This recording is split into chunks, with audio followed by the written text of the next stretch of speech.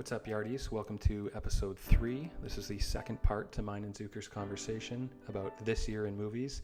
This one's about 99. The last one was about 94. We talked for about 3 hours and 15 minutes for this episode. I don't know if it was because there was so much good stuff that we were talking about individually, or there was just so much stuff all together. I think it was a combination of both. A lot of laughs in this episode, and I want you to keep your eyes and ears out for more episodes we got coming up. Guest Matt Popowich from Thunder Bay, Westfort Films, Westfort Productions, creating content in Thunder Bay, the go-to content creator in Thunder Bay. Canadian film director Kiray Paputz, Canadian film director Patrick Haggerty. I believe Laj is also going to stop in, and I wanted to let people know if they want to follow along at home with this, you can Google whatever year we're doing, 1999 in film, and follow on the Wikipedia page. It gives you the gross for the top 10. The award season, and every film that we go through in the list. Enjoy. Can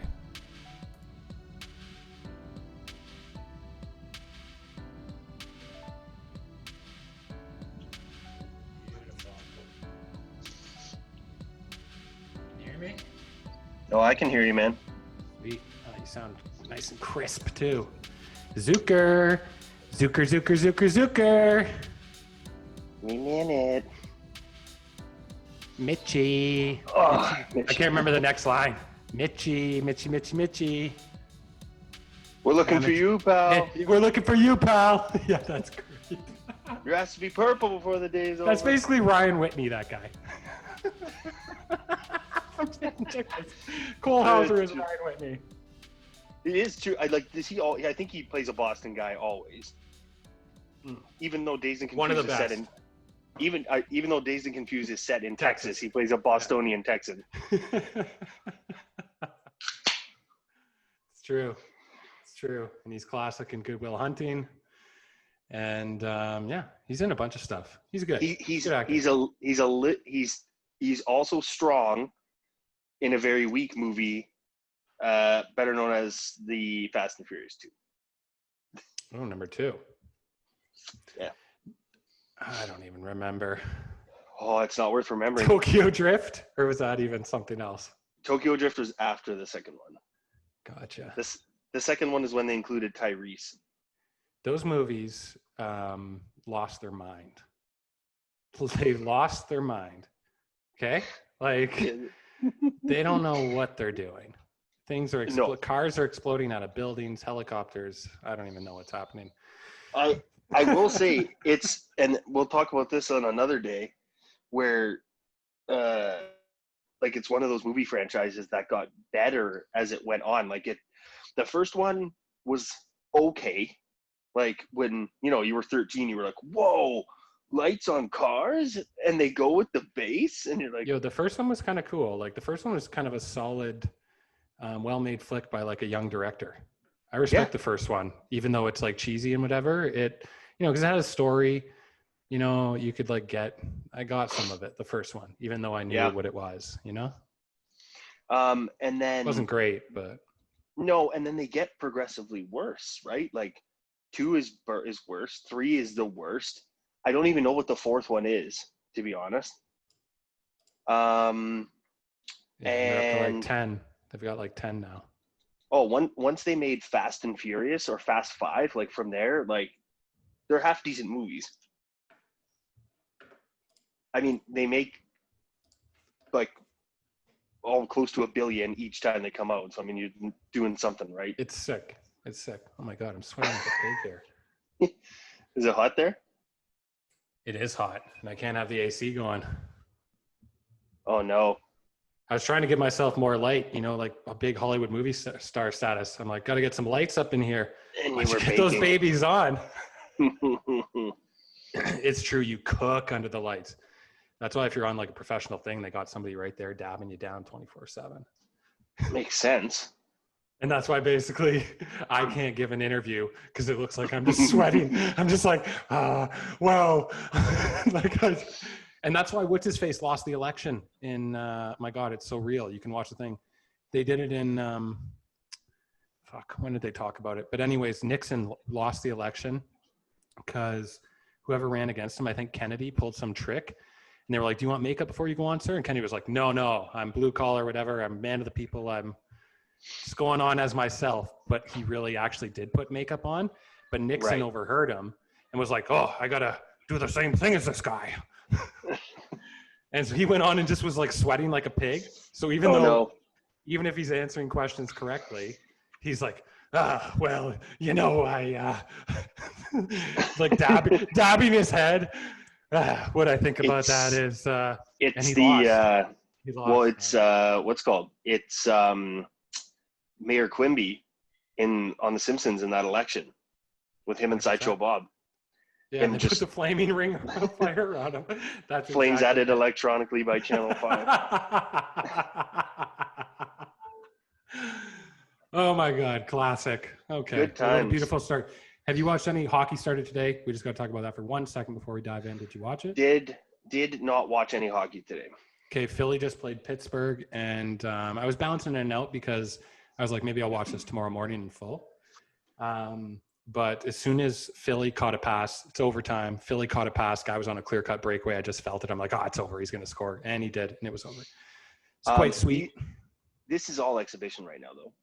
Yeah, it doesn't really matter, but really any hockey in my life. Like I just tweeted for Backyard. I was like, somewhere, someone is even like, cricket's back.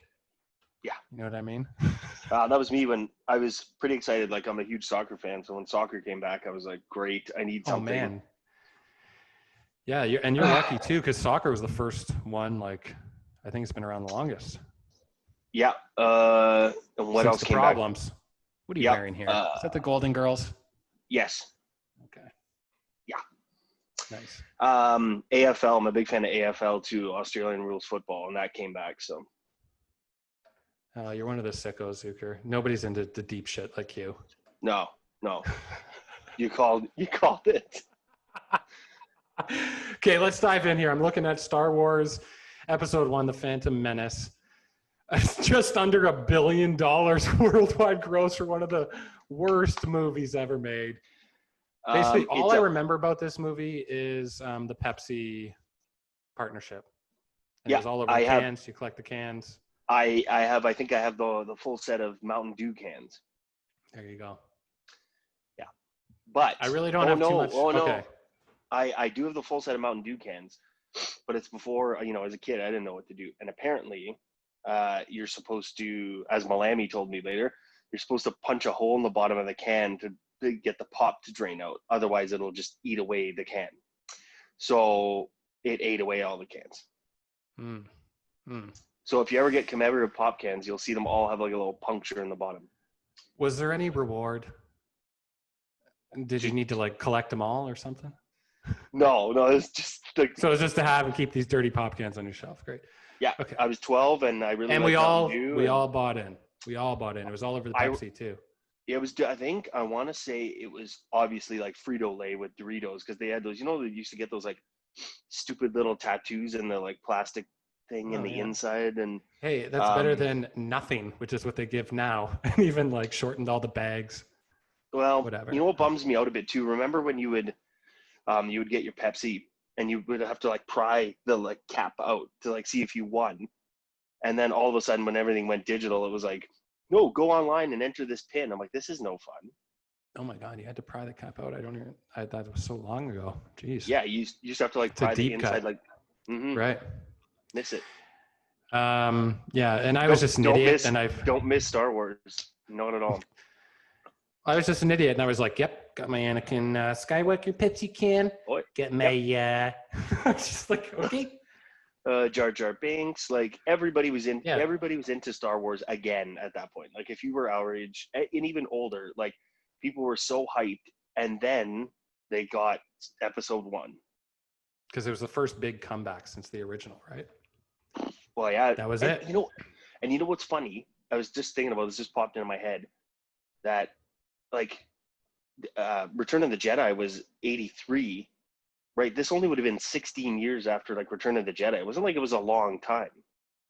Yeah. So, but somehow the special effects got worse.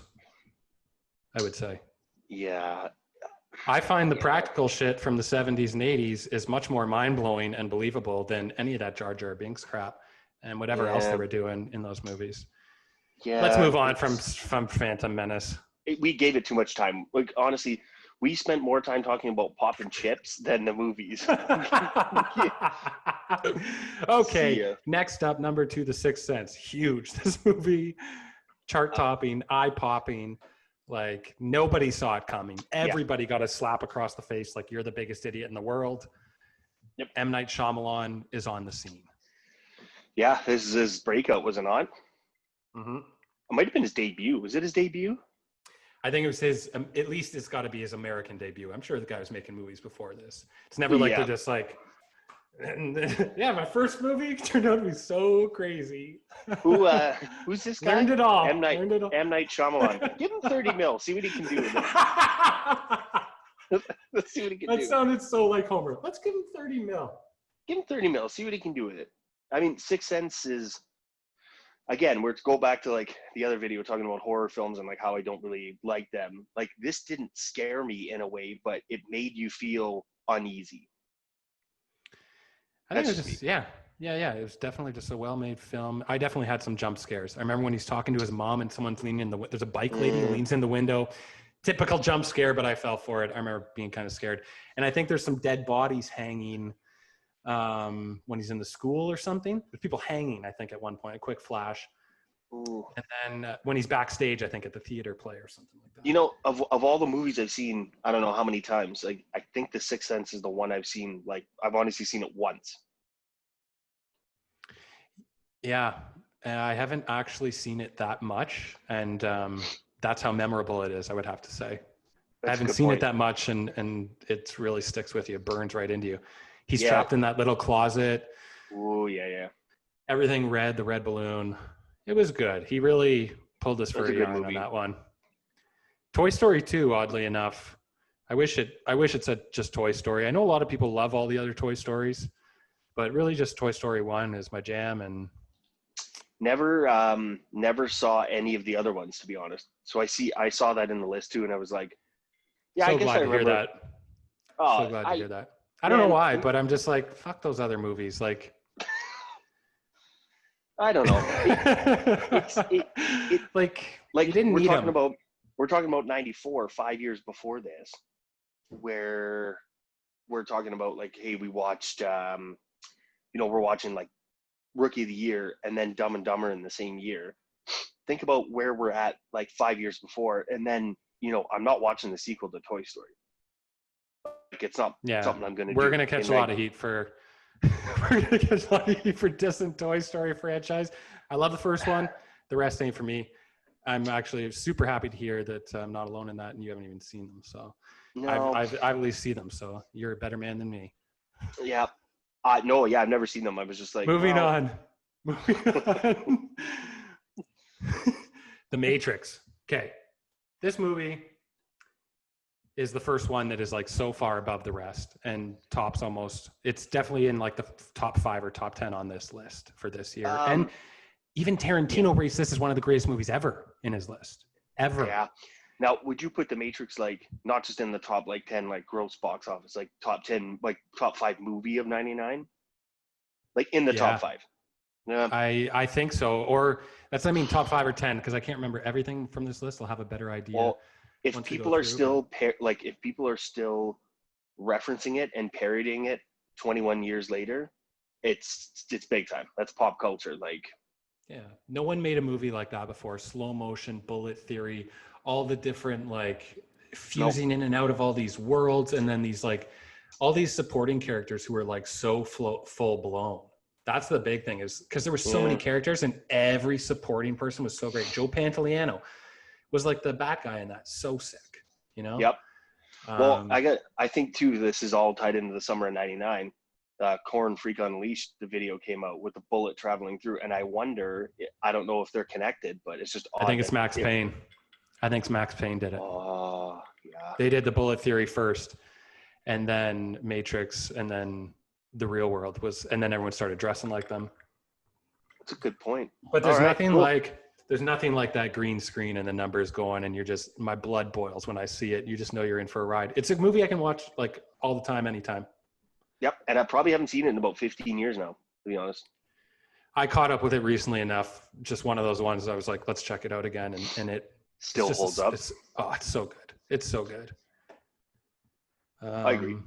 It's like I said, I haven't seen it in 15 years, and I'm like playing the movie in my head. Like, yeah, you know what I mean? Yeah, when he's in the office, like that's just even just like trying to dodge your boss at the office when the FBI or whatever's coming out. He's like on the phone. I feel like I've seen that in commercials and stuff where the guy's like ducking behind those things. Okay, next up we got Tarzan. I don't know. Who gives a care? I don't know. Again, I'm not watching. Is this the Brendan Fraser one or is this a cartoon? No, this is the cartoon one that Phil Collins did the music for. What the heck was the song? You'll be in my heart. Like, honestly, not a memorable Disney movie. Didn't see it, but don't care to see it. I mean, right in the middle of the pack there, made $500 million. That's just sickening. It's the insane. Mummy. Okay, the Mummy. You brought this up last time. You were like, we're gonna jump ahead of the Mummy. And this, like, I never liked this movie from the get-go. You liked it, then you were like, this movie's a piece of crap. Yeah, it just never made sense to me.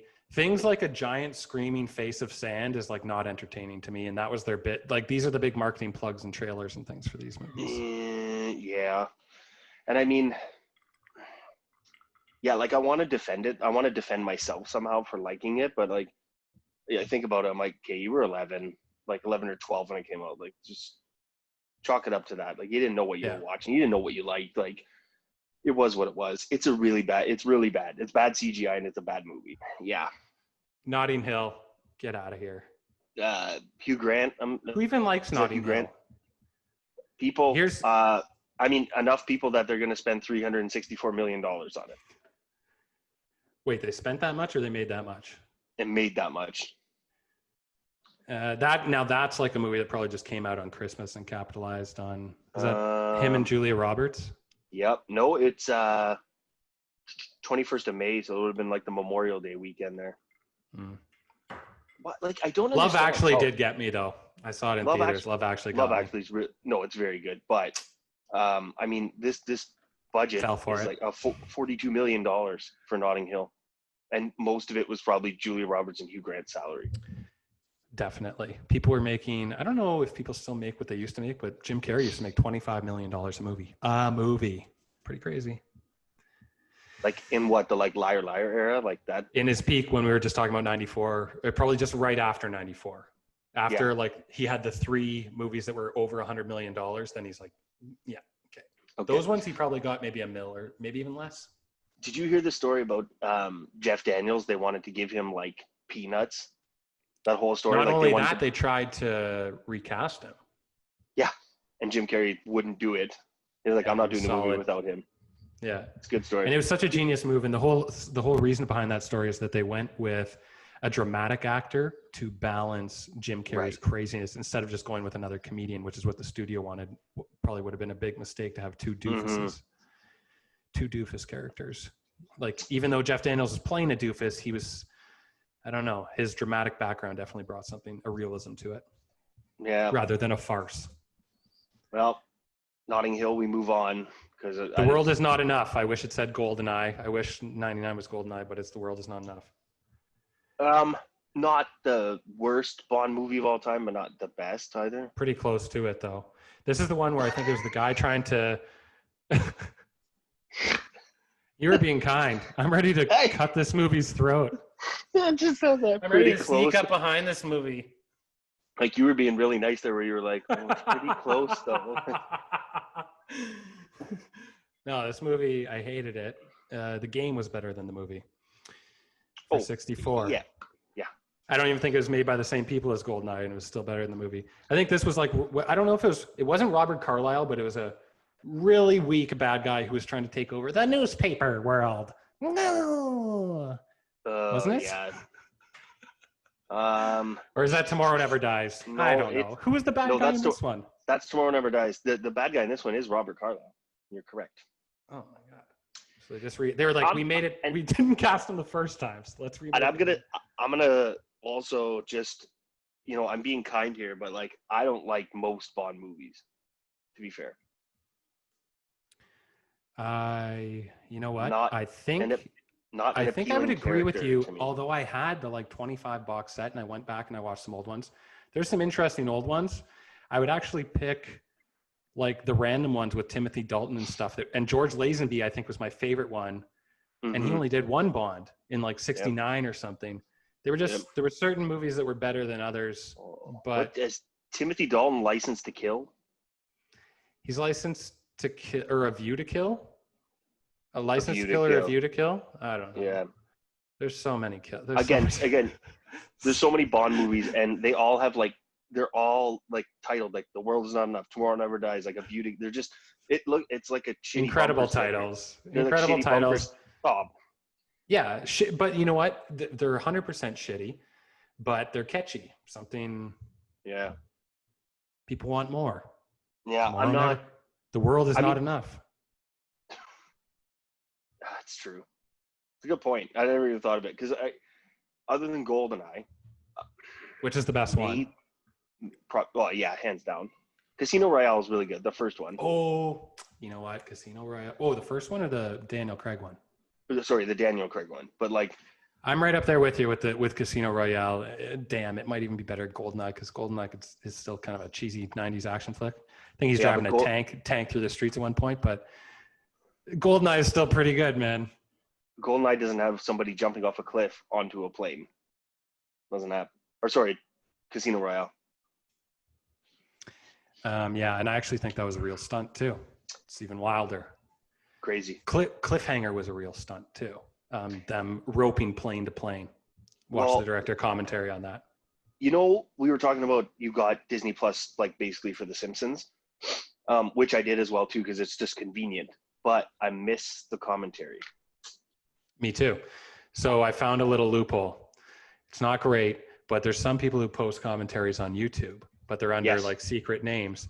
Yeah. And it takes a little bit of fiddling, but I basically hook the YouTube commentary up to my speaker, put the movie on my TV, and try and sync them up as best I can. Sometimes it's bang on, sometimes it's a little off. I can live with it. Nice. And I still get the commentary with it, at least seeing some of the visuals still like on time with it. It's the best I can do right now. I miss the commentaries. I love the Simpsons commentaries are so deep. But if you're a fan, but yeah. I love all commentaries, the information. I just love the information. It's perfect, especially on something you love. Next is American Beauty, another huge game changer, I think, that falls in line with The Matrix.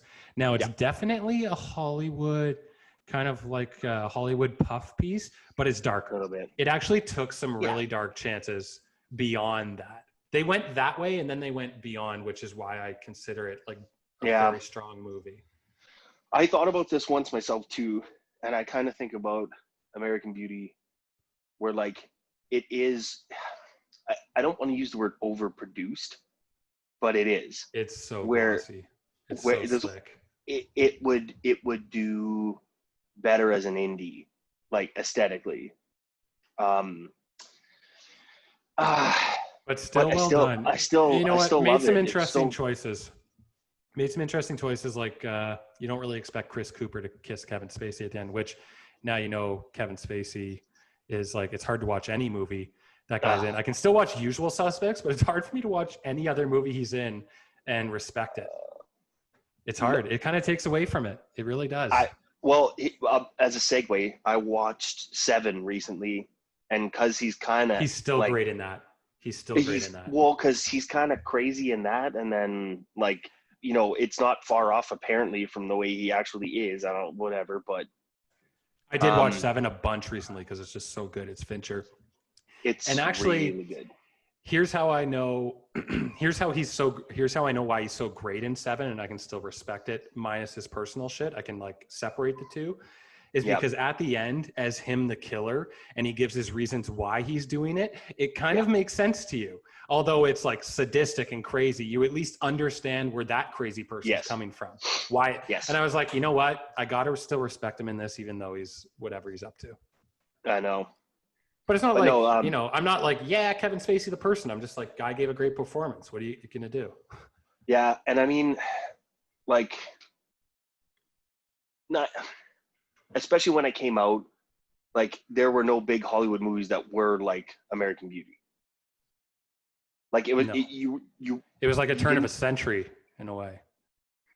Yeah, it was. Because it won everything that year too. Oh yeah, but was that Best Picture? Yeah. Best Actor? I don't know what it all says right here. My and Director? Best Film, Best Director, not Best. Wait. Where am I looking here? Academy Awards. Boom, boom, boom, boom, boom. Yeah, Best Film, Best Director, Best Actor, Best Supporting Actor. Nope. Original Screenplay and Cinematography, it says. Oh, there you go. Crazy. It's all too jumbled. I can't see it all. Which is but still like too many. So he smokes weed with that guy. I'm going to give away a great Halloween costume. Okay, this Halloween costume's in my bank, and I shouldn't do this. But one of the greatest Halloween costumes, I think, to achieve. It's a dual costume. Someone goes as the kid with the black toque and dressed in all black, and he's like, I'm a gothic video camera guy. Yeah. And then someone goes as the bag, the big plastic bag. They're just a giant plastic bag. Stuck to him. Come on. Not even stuck to him, like floating around the room. And he's just floating behind him. Yeah, I like it. Always, yeah. That's a classic undercover Halloween costume if anybody wants to steal that. Yeah, I mean, I remember I bought it at a pawn shop here on VHS in like 2008 maybe. But I probably haven't seen it since then. But again, one of those movies that sticks with you where you're just like, yep, I pretty much remember this entire thing. Like, I've definitely caught up with it again. Yeah. It's just good. Like it is. Like it's hard to like dissect it and say like, well, you know, it's overproduced, but at the end of the day, it's still good. Like it's this, but yeah, it's still good. And it's this. Well, sometimes maybe it was just produced.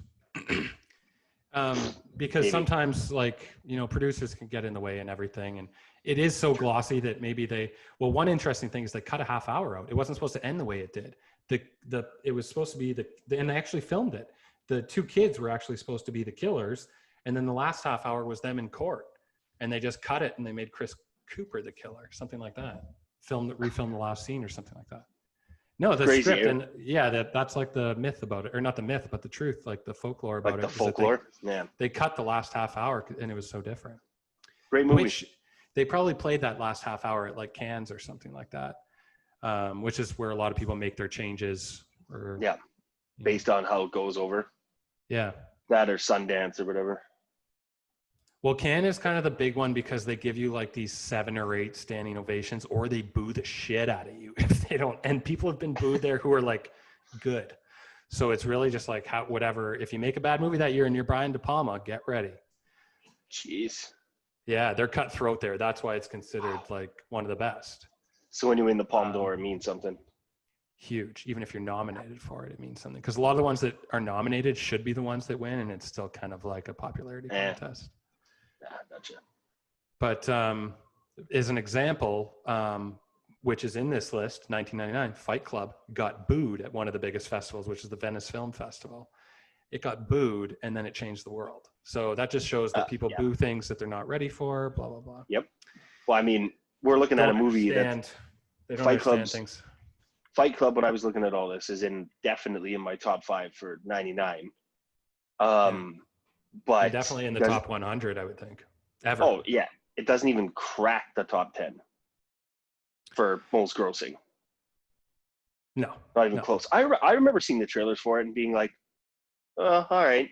And then you watch it and you're like, this has less to do with fighting than I thought it would. It's about the destruction and reworking of the world, which is essentially demolishing all the banks and creating a level playing field because everything's just gotten so corrupt. That's essentially what the metaphor is. Yep. And I mean, in this day and age, that kind of just plays, and it still plays. It's still so active in today's society. That movie will never go away. Yep. And last on your list here, what do you got?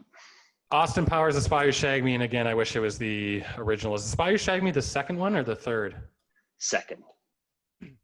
So the one with the second one, I remember liking it at the time, but after revisiting, you can revisit the first one. First one, gold, because it's a story. Second one, musical. It's all a musical. There's like 5 or 6 songs. This one's for my homies. And at the time, there's still some funny gags in it for sure. Yes. But I remember rewatching it and kind of being like, wow, this is a lot more of like a music video than a movie than I remember. And it's like the first one, the story and the script are so good. And then this one, like you said, I didn't even think about it being as musical, but there are like 5 musical numbers in there. Yeah. But it's kind of just like pee pee poo poo jokes, which have their place. But at the same time, you're like, well, the first one didn't have it. Why are you doing this? Like, they kind of made Austin dumber. Like, Yeah, then they he took what needed to be. worked in the first one and accentuated it. Well, they took aloof and naive and turned it into like bumbling idiot kind of. Which they do all the time. I mean, Joey from Friends, and they take a kind of a regular character who's just like, just a regular person, but just because people like them because they're a bit slower on the uptake or don't get every joke or have their own view or whatever, blah, blah, blah. It just wasn't, I don't know, not as good as the first one. There are some really good parts. So like when Will Ferrell falls down that ravine, and then he's describing the wound and that it's starting to smell like almonds a little bit. But that's the first, but isn't that the first one? No, it's the second one. Is that only the second one, or is it a callback joke in the second one? Well, because technically speaking, in the second one, he goes back to 1969. So Will Ferrell's character is still alive. Gotcha. So Will Ferrell's character is not in the first one at all? He is in the first one. He gets tilted over by the chair and then goes down and gets burnt in there. So it's just it's the exact same joke, but a different scenario. So in the next one, so first he falls in a fire and then he falls down a cliff or something like that. That's what I'm saying. They just took what worked in the first one and redid it. With the same character. They're like, whoa, we can just do this all. I mean, but the first one's great when they're like, when he's falling with that lady and she's like, "You're about to die, Powers." That's number 2. Oh, is that 2?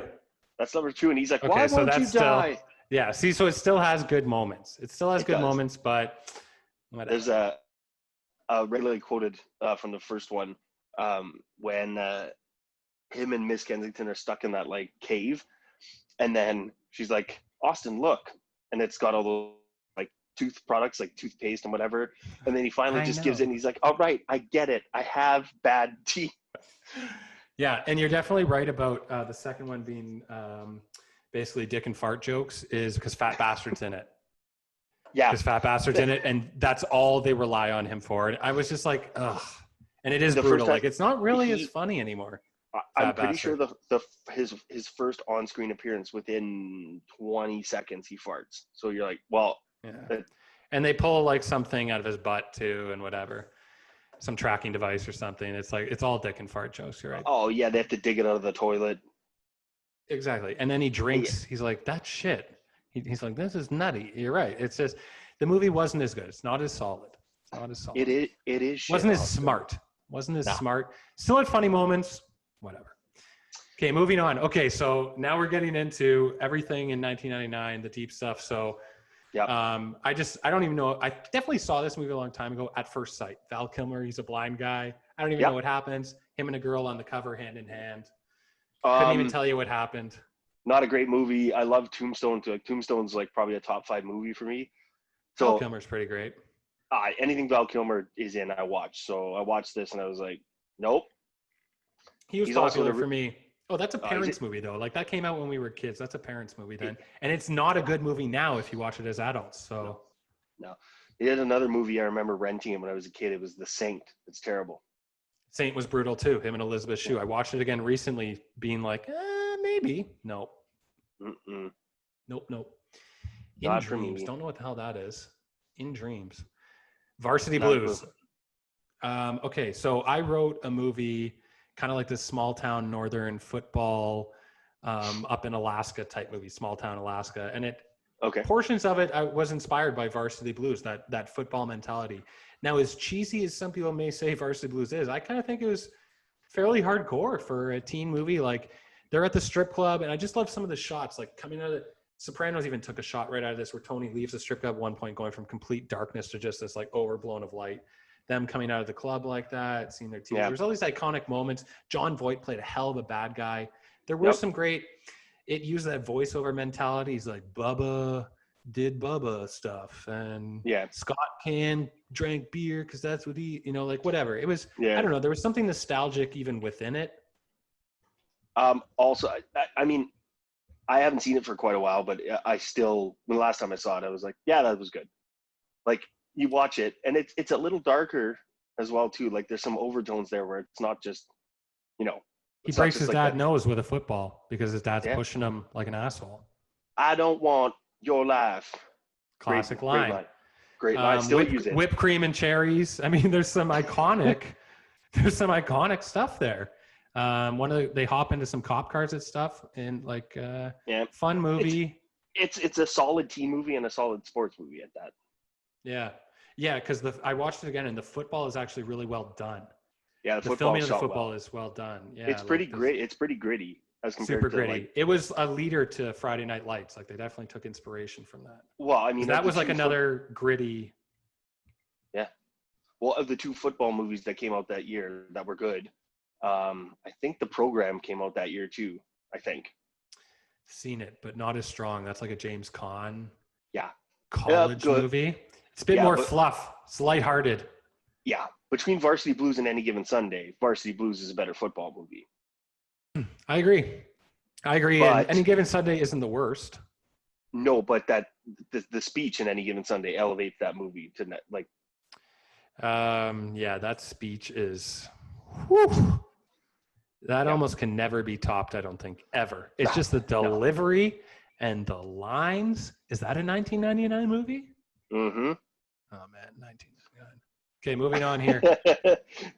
We just every time I like a 99 movie, I feel like I'm putting a nail in my own coffin. Well, the truth is there actually is no actual who wins or who loses, because we have to talk about 74. You said 76. You know what I mean? Like this is just, we'll let the people decide. No one's right. No one's 1990 was big too.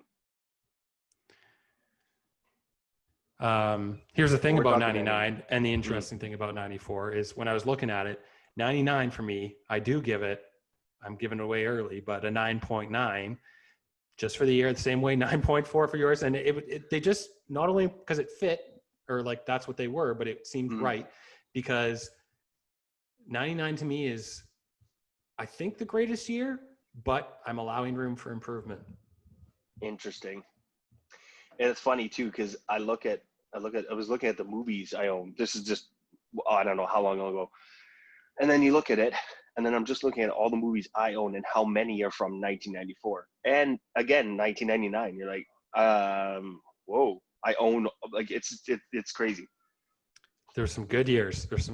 I hope we inspire some people to go take a look at this stuff. And actually, before we continue, I want to bring up one thing. Okay. You said we have some new fans watching, which is super fun. Yep. And we're so glad people are enjoying it. Craig, Bryson, and Lewis. That's sick. Yep. So they are watching all the way from Lockerbie, Scotland. That's huge. So that's amazing. It's huge. It's funny too, as we're doing this one, Craig is watching our first episode, and as I'm just seeing his text, he's basically giving me a play-by-play of all the stuff that he agrees with and everything. And as we're doing this, love it. I'm like getting distracted. So it's good. It's awesome. Yeah. That's what it's for. We're just having fun. Virus. I never heard of this movie. Virus. Nope. Okay, Gloria. I did see. It's a super underrated movie. It's not going to be for everyone. It's by one of my favorite directors called John Cassavetes. Yep. Is it? No, it says Sidney Lumet directed it, but John Cassavetes is in it, I guess. He's married to I thought it was about, where's this lady's name? He's married to the lead actress in it, I thought. You're not getting him confused wrong. with Nick. You're not getting him confused with Nick Cassavetes, are you? No, definitely not, because that's his dad, isn't it? Let me see this. I would assume, how many Cassavetes families are there? Oh no. Somebody in the comments. It's Sharon Somebody in the comments is gonna go, I know 10 Cassavetes. They live down the road. He delivered milk. Never mind. Huge mistake. I figured it out now. This is Gloria with Sharon Stone, which is a remake of the 1980 film by John Cassavetes. I would say it's disgusting. Watch the John Cassavetes one. I didn't even know there was a remake. That's sickening. I think we're looking at the same thing here, and I think they have him in there as a credit for the screenplay because he did the original. Exactly, actually. Just the original. That's the only reason why he's in there. It has The Bonnie original Bedelia in it.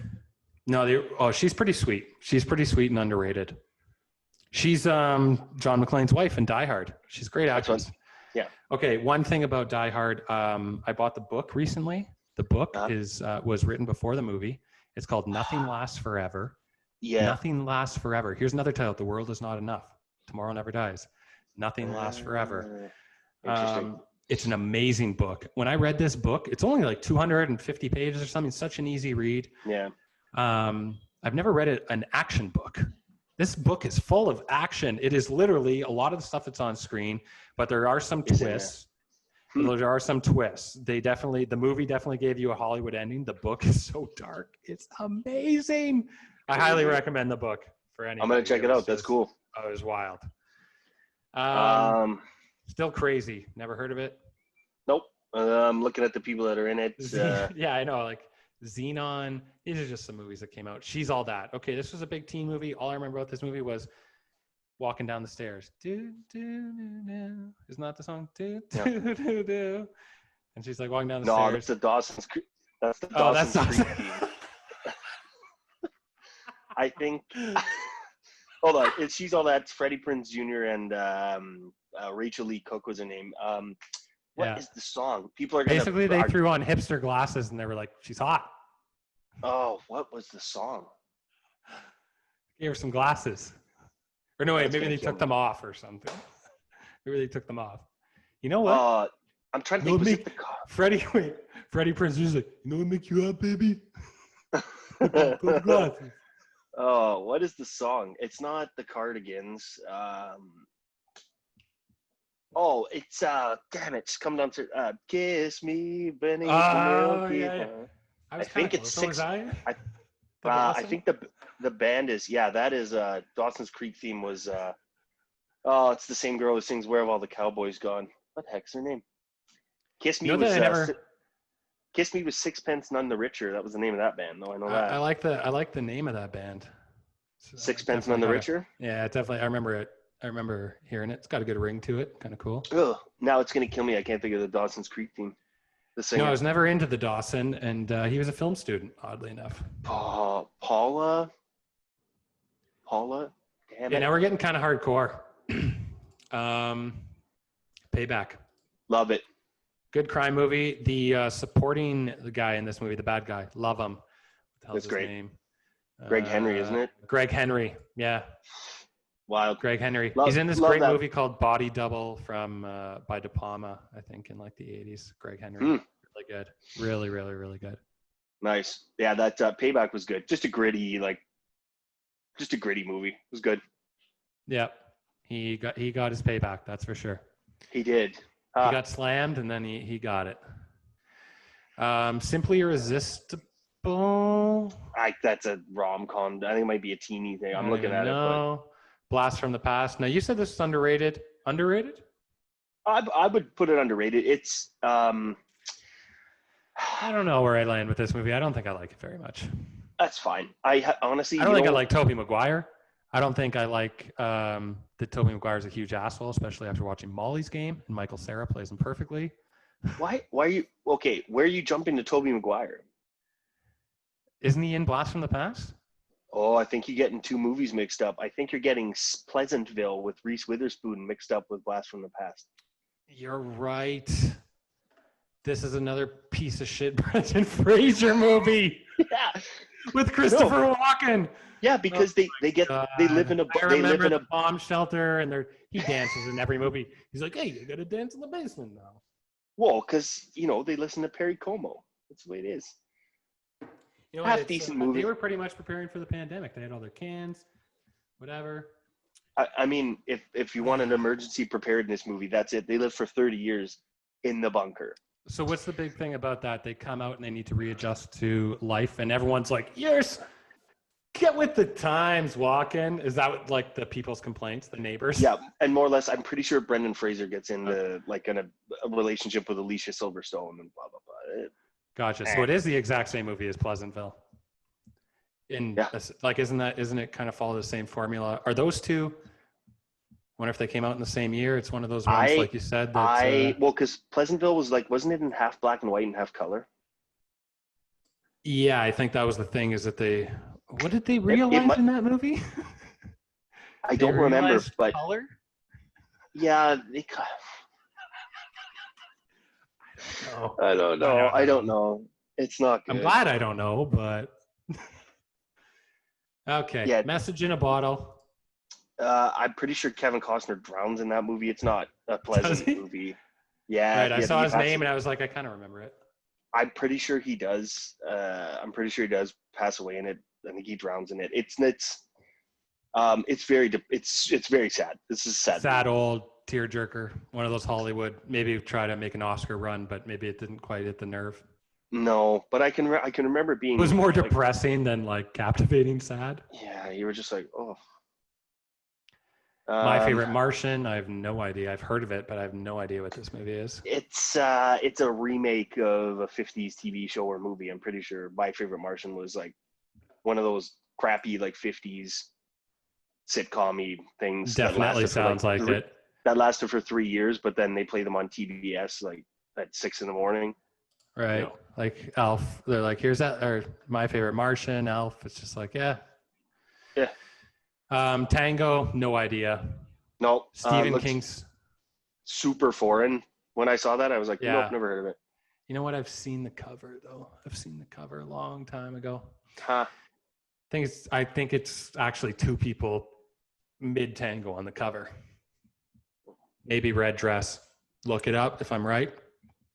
Go ahead, you keep going. I'll look it up. Stephen King's Storm of the Century. Don't know this. Stephen King has written so much stuff. It's so hard to keep up, and I guess a lot of it's not as popular as some of it. Well, this is saying ABC, so I think it may have been a made-for-TV. Definitely, definitely. And you know what? Guaranteed he had nothing to do with it. Kind of like the Cassavetes. Let's see. Stephen King's screenplay. That's at least a good start, but nothing else I was think done by him. they took a bunch of his stories and then just Yeah, he's probably not even on set for that stuff. no. Well, he was probably on set for I'm sure there's a couple biggest. he's on set or still a consultant. Well, I think he would have been on set for one of the biggest movies of the year, The Green Mile. But we'll get to that when we'll cross that bridge when we get to it. Was that 99? Yes, sir. Crazy. How was that 99? Because I thought that movie won everything that awards too. American Beauty. No, it came out '99, bud.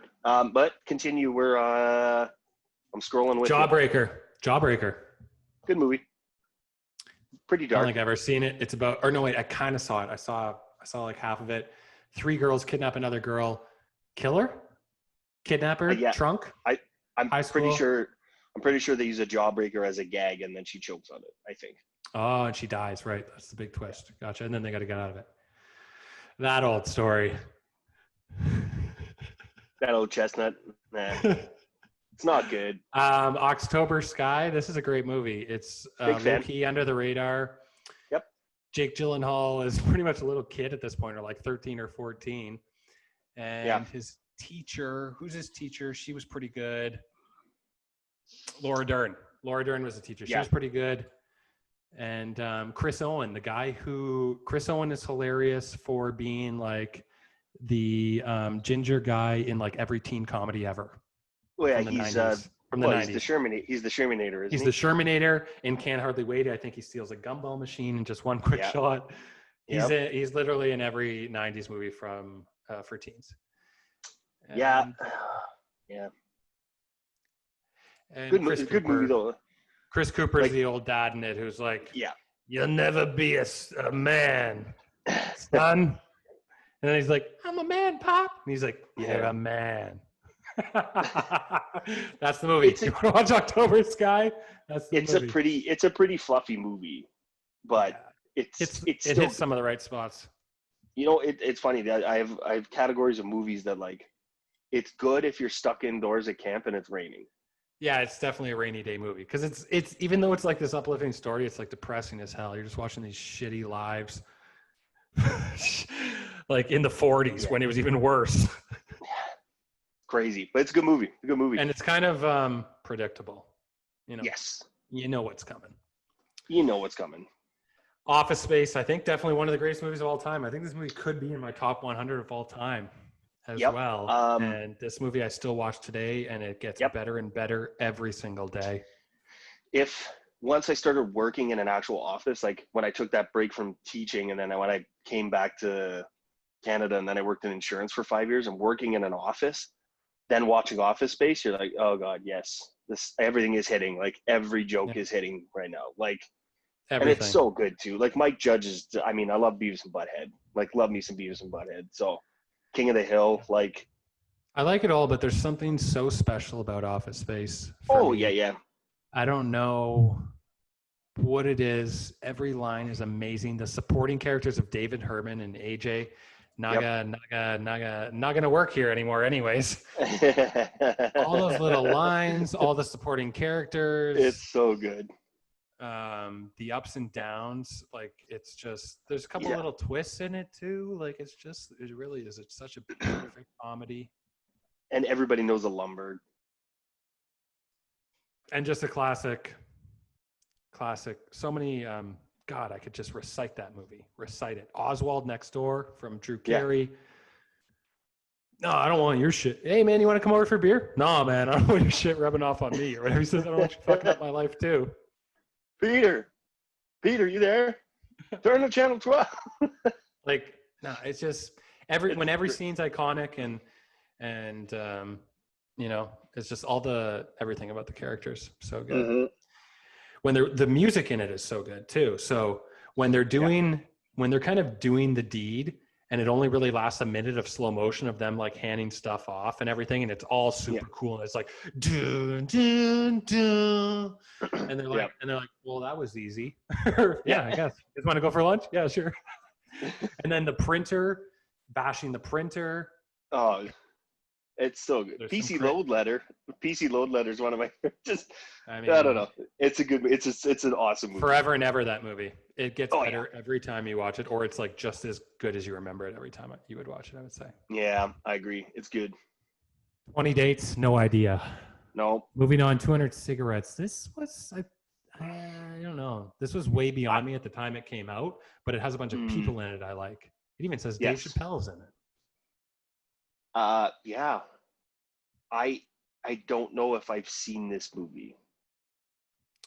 I think that no, this isn't coffee and cigarettes. This is 200 cigarettes. I think there's a party involved. They're at a nightclub in New York, something like that. Yeah, New Year's Eve party, it says. Yeah. Tons of people in it. Ben Affleck, Casey Affleck, Dave Chappelle, Guillermo Diaz, who's from Half Baked, Angela Featherstone, who I recognize her in that name, but couldn't tell you anything. She's in Janine Garofalo, Kate Hudson, Courtney Love, Jay Moore, Martha Plimpton, again, another name I recognize and face. Christina Ricci, Paul Rudd. Yeah, it's a who's who. My God. And I think it's just about a party in New York or something like that. Okay, here's one of my favorites of this year. A super sleeper pick. And it's odd that we came across something from Joel Schumacher last time, too, that I loved. I think it was The Client. I went nuts for The Client. The Client, yep. 8mm. I love this movie. It is so well written, so well directed. I was going through the list and I put a little asterisk. I was like, yes, this movie's good. Really good. I mean, you got Gandolfini in there. You know what I mean? But it's just huge sleeper role. Amazing. And Joaquin Phoenix too, like a very young Joaquin Phoenix in there too. Like it's good. It's probably one of the better like cop thriller movies that are out there. You know, a lot of people don't remember it or know about it. I could. And it's hardcore. It's hardcore because we got to tell people it's about snuff films. And I think that's probably why it didn't get its big break. But like, it is interesting as hell.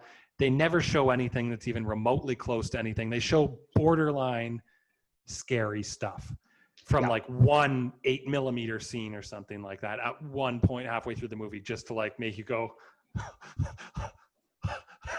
okay. Like, okay. Are they gonna this is serious. Now I know why Nicolas Cage is like onto this, and it's serious. They're gonna show that, and you know, Nick Cage. There's another guy too. Like, love a lot of his stuff, and then a lot of his stuff, you're just like, I think he's one of the greatest actors of all time because just the way he approaches stuff, he's so interesting. You can watch him do anything, and someone's reason for that was like you can watch him recite the alphabet because he's so nuts. He's like, A, B, C. That's fun. It's funny we talk about these Scottish guys. They're huge fans of National Treasure, and I'm like, no. I love National Treasure 1. 2 I, took its liberties. you I don't know if invited that's me. an American pun or play on words or not, but You invited me to go see the first National Treasure, and I was like, no. I got to tell you, it's a hell of an adventure, and I love some history, and that movie just hit the right buttons for me. I love the old Fair. history of the States, Yeah. where like what do they call it, the Masons or something? Not even that I Yeah. know much about it, but just whatever they showed me in that movie, I'm like, sure, I'll take it. Like, it seems kind of interesting. Yeah, Freemasonry's got its whole history too, which is pretty cool. But I mean, then the Da Vinci Code gets into it, and you're like, oh, well. Yeah, yeah, definitely. But National Treasure 1, I'm a fan of. I'm a fan of. Fair. I mean, I was talking to somebody the other day, and On like, the script, the scroll. Oh, I got the thing of independence. What's it called? This scroll of independence. I love Face Off. The Like Liberty Face Bell. Off. Face Off is so good. Like, love Face Off. Love Face Off. I want to take Love my Face face. Off. His face. Off. Is No that more 99? drugs. No more drugs for that man. That's 98, right? 97. 97. I was gonna say 'cause it was 97. the same year, 8mm. Woo! John, what? Yeah. Who did Face Off? John Woo. What a movie. John Woo, well done movie for a Hollywood action flick for sure. Mm-hmm. Could even, one of Travolta's better ones too, I would say. Yeah, I mean, he doesn't have a lot of good ones, so it's probably his Well, best. hang on a second now. Pulp Fiction was Oh. good, and Saturday Night Fever. I don't know if you've seen it, Zucker. Saturday Night Fever is a solid flick. Solid flick. Big It's a lot fan. grittier than I think people probably think it might Well, be people or see the give it credit dancing or for. whatever. Oh yeah, people see the dancing, It's and not. like, It's about like growing up in New York and when, pretty much just trying to get laid or be cool, but realize you're a loser. That's kind of the thing. bridge the gap. Like Netflix has a documentary coming out next week about just how bad New York was in the 70s, called Fear City. Yep. That's what they called New York at the time, was Fear City. Like, you were Well, probably going 100%. to. Everybody died in New York in the 70s because it was so gritty, and now it's like Disneyland. Well, that the Netflix documentary is about how I don't know don't know if it's the FBI or which. I think it was the FBI, but basically how they wiretapped all of the 5 families. They wiretapped all of them and tried to bring them all down all at once. And it's the tapes of that combined with the guys who did the investigating. Right. I did see that Netflix had a mob thing coming out, and it was a doc, and I eat all that stuff up. I was thinking about getting it just for that month for that. Okay, moving on. Now we're into March. Holy fuck, we haven't covered any ground. We're into March. Okay. So analyze this. What do you got there for beer? What are you drinking? So Sleeping Giant, Thunder Bay beer, Citra Saison. Nice. One of my buddies, I touched base with him recently just to catch up for a second. And just say, hey, Matt Popowich, he does video in Thunder Bay, like commercials, and he just did one for Sleeping Giant. Westford Films. I was gonna say, yeah, they do a lot of production around here. Yep, they're awesome. They're great. They are I guarantee you, they're the ones for Thunder Bay. He's definitely met him in film school. I guarantee you, me and him would have been great friends all the way through film school, except he dropped out after like a month because it just wasn't for him. And to tell you the truth, it wasn't for me, but I stuck with it, which was good because it got my foot in the door just from that resume alone. But he knew it wasn't for him right away and just went and started doing his own thing and built Westford Films right at that time from the ground.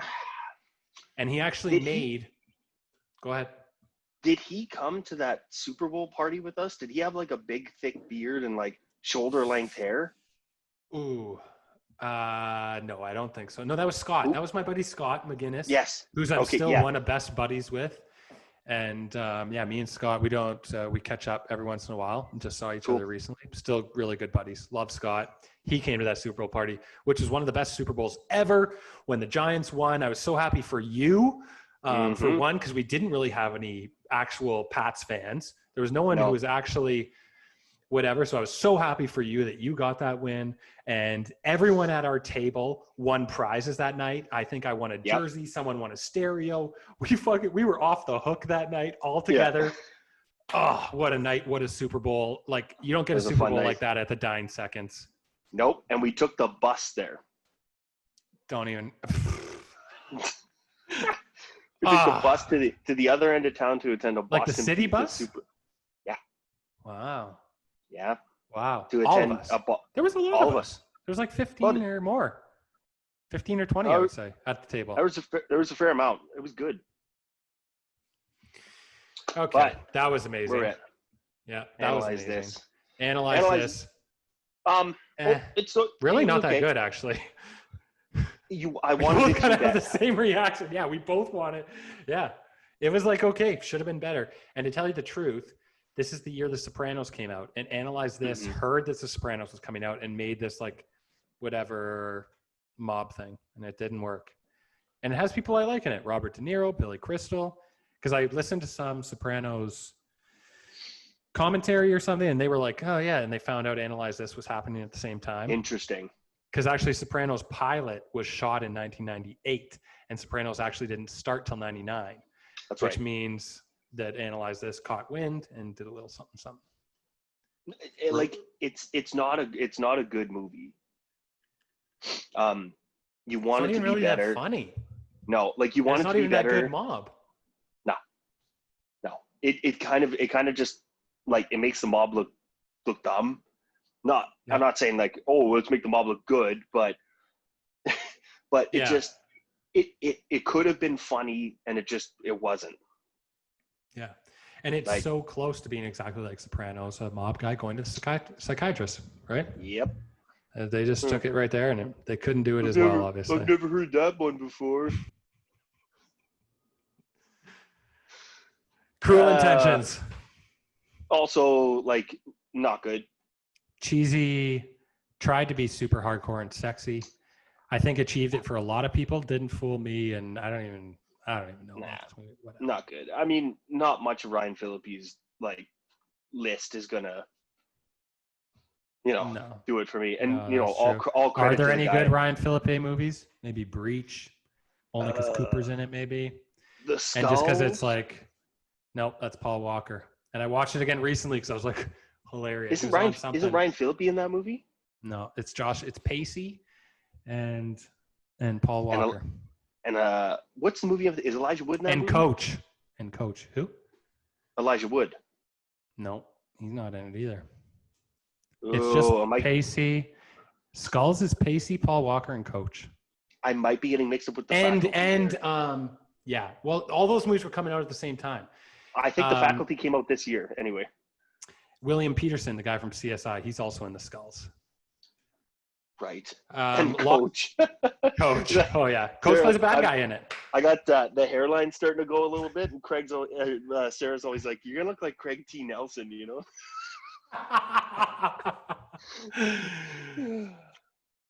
I'm like, oh, that's okay. He's pretty cool. I'll take Craig T. Nelson. Yeah, cool guy. Lock, Stock, and Two Smoking Barrels. Classic. Yeah. Classic. And I think this is like the big breakthrough for Guy Ritchie, because again, obviously we know these people are making films for like 10 or 12 years before they become an overnight success. Yep. Lock, Stock, and Two Smoking Barrels. I watched it again recently. Even the soundtrack in it is bang on. They use a lot of reggae and stuff like that, which is really interesting for a British film. Yeah, it's soundtrack rap reggae, and also very, very dialogue driven. But if you don't know UK culture and you watch this, you will figure out what they're saying based on how things go, in a way, like how people adapt to how they're moving based on things that people say, because there's so much slang and there's so much rhyming slang and there's so much like Britishisms in there that you will be able to figure out a little bit of slang based on how people react to how things are said. Like similar when you're watching a foreign movie, you don't understand all the words that they're saying, but sometimes, although you're reading it, you're hearing the way they say something, and maybe you'll pick up on it in something else, like an Italian thing or a French thing. You're like, well, I kind of get that word. Like I'll pick up on it. Same with this. Like when I lived in the UK, like I lived way up in the Northeast. It's where like Sarah's dad is from, and like up in Newcastle, like the accent and the slang is just, it's everywhere. So you pick it up after a while by talking to people, by understanding what they're saying, and that's what I found with this movie is where you kind of have to you learn a lot by listening. and watching and Yeah. observing, which makes you watch the movie, right? Where you're not like, It's true. I'm gonna Sucks you right in. Can you get me a toothpick? Like, you know what I mean? You're gonna You can't pick your gloss teeth over and, like, lines in a British film or one of these movies where they're using a lot of cultural references, the deep stuff. I find the same way with The Office, No. actually. The not the American version, the British British version one, of The yeah. Office. It sucks you in because I'm like, what the hell are they saying? And I really have to pay attention to every line if I want to know what's going on. Same with like Train Spotting too. Like, if you don't understand anything about Scotland and you watch Train Spotting, like, you have to sit, you literally would have to sit there and like Google, like, what's that word mean? Like, what does that mean? What are they saying? Like, When did The Beach come out? I just watched that again recently. Such a good movie. I want to say it's 98, late 98. It's a good movie. It's You okay. like it? It's okay. I think it's with pretty Leo. It's Leo, crazy. right? Yeah, it's pretty crazy and dark, man. It is Pretty dark. crazy and dark. When's the last time you saw it? Long time? Oh, God. Don't know if I've seen it in its entirety. It's got to be 20 years since it, like, maybe when it came out, like on video.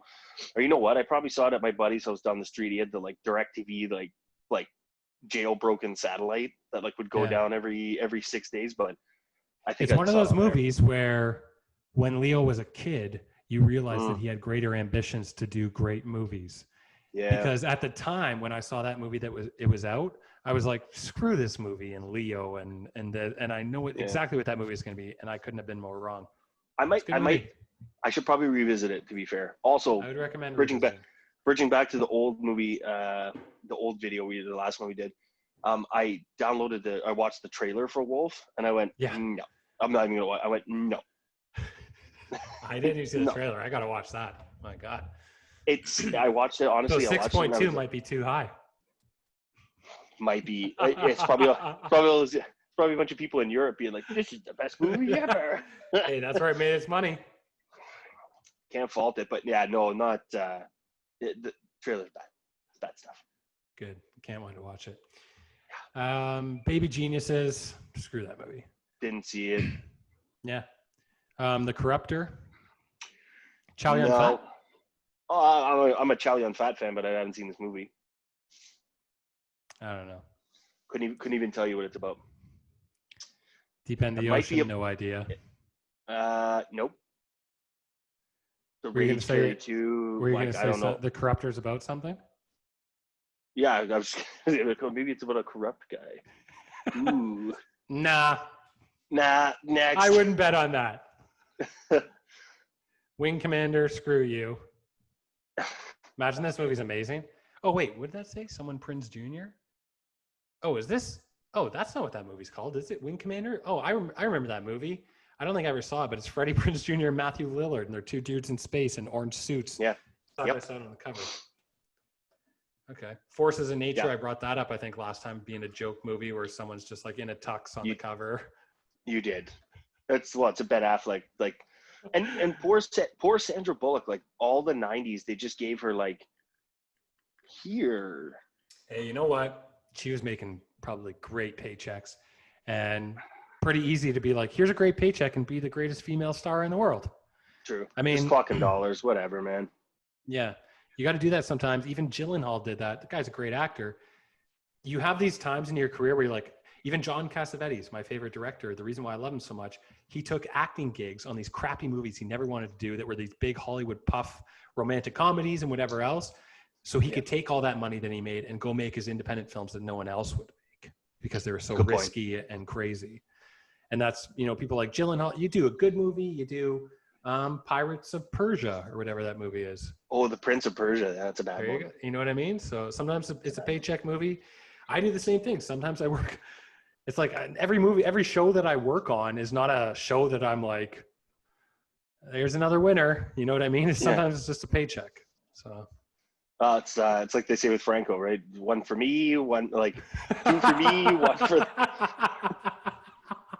Right? Like James Franco. Oh, that's classic. And it's great. He's really a modern day Cassavetes. He's making these total bombs.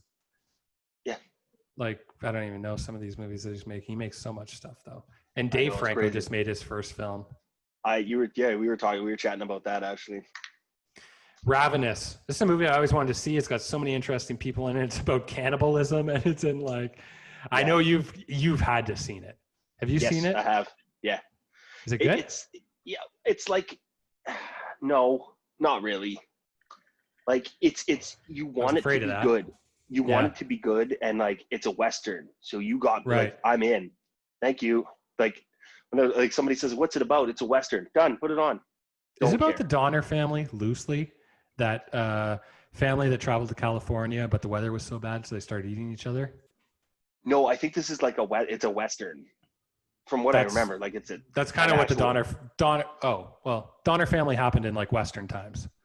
Oh, did Like it? cowboy times. Yeah. Oh, no. It just Maybe it's it's like all has a no. little bit This or movie's something. like it's hard to describe, but it's like it's a Western. I think it's around the Mexican Why did American they War. start So eating people? Or when? Like why I and can't when did they start eating people? I can't remember why it actually starts happening, Hmm. but I know it's like a horror movie. So there's something more sinister that leads them to do it, as opposed to just being Oh. like, oh yeah, it's Oh. like yeah. Oh. Brutal. Get out of town. Yeah. It's Movie okay. over. Movie over. Yeah, yeah, no. True crime. Clint Eastwood. This is I don't know if it's part of his Dirty Harry series or No. True Crime, it's a book. I can't remember the name of the actual title of the book, but I know it's written off a book. It's okay. It's that same Clint Eastwood 90s, not action movie, but like not thriller, but really slow paced. And you're just like, are you done? Are we done? Like that one. What was the one? Release Me. What was that stupid movie he was in where he's like a Secret Service agent? Like I can see him No, I jogging. love that movie. Get Out of Town. In the Line of Fire. Get out of Yes, here. That no. movie is a classic. John Malkovich with all the It's disguises and the oh wooden man. gun. Get out of here. Get out of town. There's That that. movie is There's that one. unbelievable. The balloons No, popping and he's freaking out. He's like, I'm old. Balloons popping are guns. no, And they're that's like, why I don't you're like. old. You're old. You're never going to be a Secret Service agent This again. is what I mean. How'd you get a Secret No, Service agent that job? You're movie. in your Because he like saved Kennedy or something. Or not saved. Not Kennedy. No, he didn't. No. No, he actually let Kennedy die, but he was promoted for some reason, or kept on. They're like, you know what? We tried. He saved Kennedy.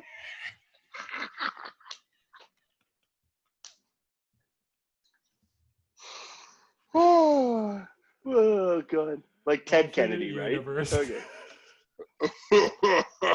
There's another one too that's really bad. I think it's called like Absolute Power or Yeah. Or wait, uh, there's one with Jeff Daniels where I remember the Jeff Daniels character left clues, and it was just a bunch of numbers, and the kid was like, Clint Eastwood couldn't figure it out, so he just asked some kid who was visiting his houseboat, Rosie Perez's son or something. I know Rosie Perez's son who he was banging at the time. It made sense, but like the kid's like, "There's no one," and he's like, "No one." And then Jeff Daniels' character's name turned out to be Buddy Noon, spelled Noone. No one. oh. It was called Blood Thirst or something like that. Blood Work. Blood Work. Oh, Blood Work. I remember that. I remember that movie. Yeah, but they're all kind of like that. Like Absolute Power. Like it just. I find I was like, can we They're brutal. They're get me brutal. to the end here? And really, the best ones are his early ones, like the Dirty Harry, the true Dirty Harry. Well, and then you 70s. kind of get his resurgence though with like, you know, Million Million Dollar Dollar Baby. And Yeah, we both said it. Million Dollar Baby was great, but his modern stuff of like, the mule was so racist, and like didn't know that it was like. I almost don't think didn't know how racist it was. I think they were kind of like, yeah, we'll make a racist kind of character, but we'll try and make it work. But like, I don't know. I watched that movie and I was like, this movie is so off. yeah, It's so wrong. It didn't make any sense. I didn't actually see it because part of me was like, it didn't hook me. I was like, No. It was one of those shitty like Sunday Rain movies or whatever, and it was brutal. It's I have my children's book here, but it's one of these things where you're reading the paper and you would read that story and be like, right? Like Like, I don't care. Like, I don't care. I don't care. Okay, moving on to movies we do care about. Who cares about Earthly Possessions and Doug's first movie? I have no idea. Ed TV. Ed This is a TV. classic. This is a Yep. classic. Yep. And a lot of people will not, like, will have never seen it. No, I think it's underrated and just flies under the radar for some reason. I don't know why. Woody Harrelson, amazing. Matthew McConaughey, amazing in it. Rob Reiner is great, even with his stuff. I know Ellen's under a lot of heat right now as being like the biggest dick in the world or having the worst, most toxic community. I believe it, to tell you the truth. I believe it. It's sick. Hollywood's sick behind the doors, man. It's all about surface material and faking it and face up front. Jeez. Come out. I'm going to come out and dance. Everyone behind the scenes is probably shooting themselves in the head. I guarantee you. I'll take your word for it. I'm not. Well, I was expecting a huge laugh, but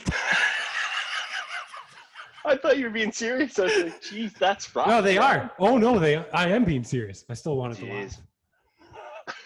Well, here, do it again, and I'll laugh, and then we'll cut it. Okay. Tell you what, tell the joke, redo the joke. Oh, and Ellen. And then, and what about Ellen? And what about Ellen? I mean, her work environment is one of the toxiest I ever heard. One of the most.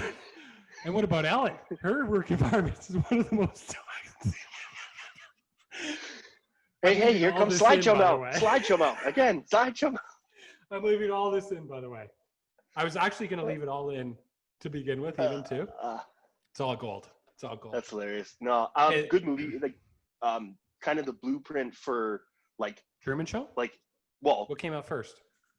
Truman Show came out in '98. I'm pretty sure because this is the Man on the Moon year, which we'll get to. I think that was August of this year. Gotcha. But Ed TV is like the start of almost like vlogging and reality TV. Reality television. TV. Yeah. Reality TV television. For some reason, I thought Ed TV always came out in '96, but okay. No, I think you're thinking of Eddie with Whoopi Goldberg, the basketball movie. Or Ed with Matthew McConaughey and a monkey. And a monkey, also a baseball movie. The Mod Squad. I tried to watch this again recently. Really no good for trying to be like a cool crime. No, and I dig so many people in it, like Omar Epps, like love Omar, love it. You look at it, like, well, again, you'd look at the cover and be like, cool. Yep. They tricked you for sure. Like it, should have been good, wasn't. This is what they do.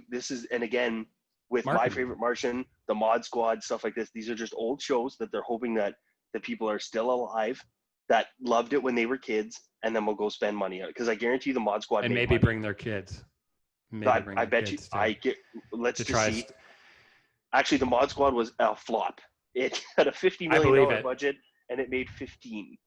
I believe it. Yeah, no one wanted to see that kind of, and it just wasn't well delivered.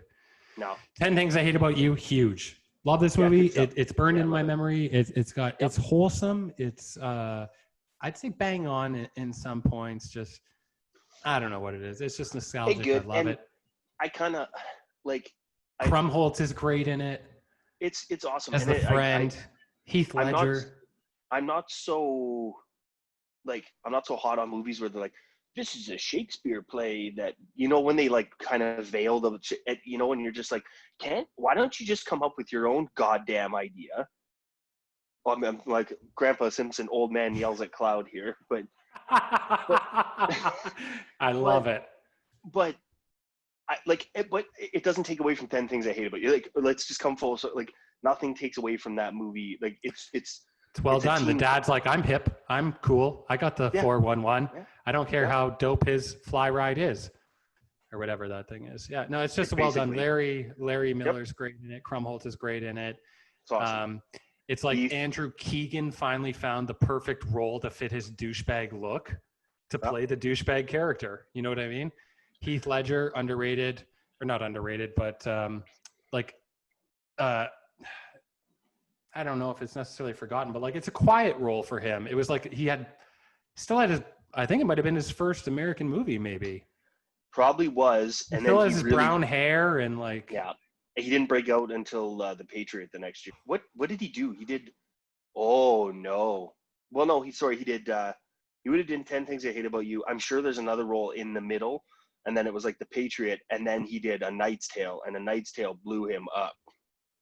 Also a good movie. Yeah. Yep. One thing I think I remember about The Knight's Tale is that they used modern music in it, right? Didn't they use We Will Rock You and stuff like that in it? Yeah, I think and that's like what caught AC/DC people. and stuff. Yeah.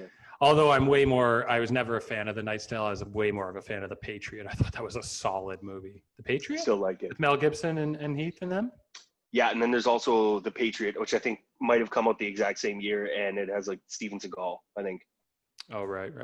The thing I love about The Patriot, kind of getting back to National Treasure a little bit for your friends who are watching with us, it's like just the history. I love that time. There's something so interesting about that time. And there's one thing I really love about that movie. I think it's right after Heath gets killed, actually. And is it Jason Patrick or someone who's like running away in slow motion, getting away from the thing? It always reminds me of, I think it's from The Simpsons. I don't know where The Simpsons stole it from. Remember when George Washington kills someone and leaves the place and the piece of paper gets stuck to his boot? Oh, yeah, the Declaration of Independence or something? No, that's Hans Sprungfeld when he's fighting with George Washington and he steps on his painting. Just the way that guy's getting away. I don't know. It always reminds me of that. And but I love The Patriot. And then the Zuke, yeah. I love The Patriot. It's just got some awesome.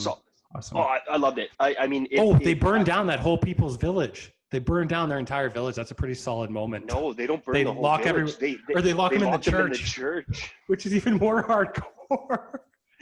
Yeah, and pretty hardcore. And they make the loyalist, who would have been like an American but stayed loyal to King George, they made him burn it down. Do it right. I remember that. Oh my god.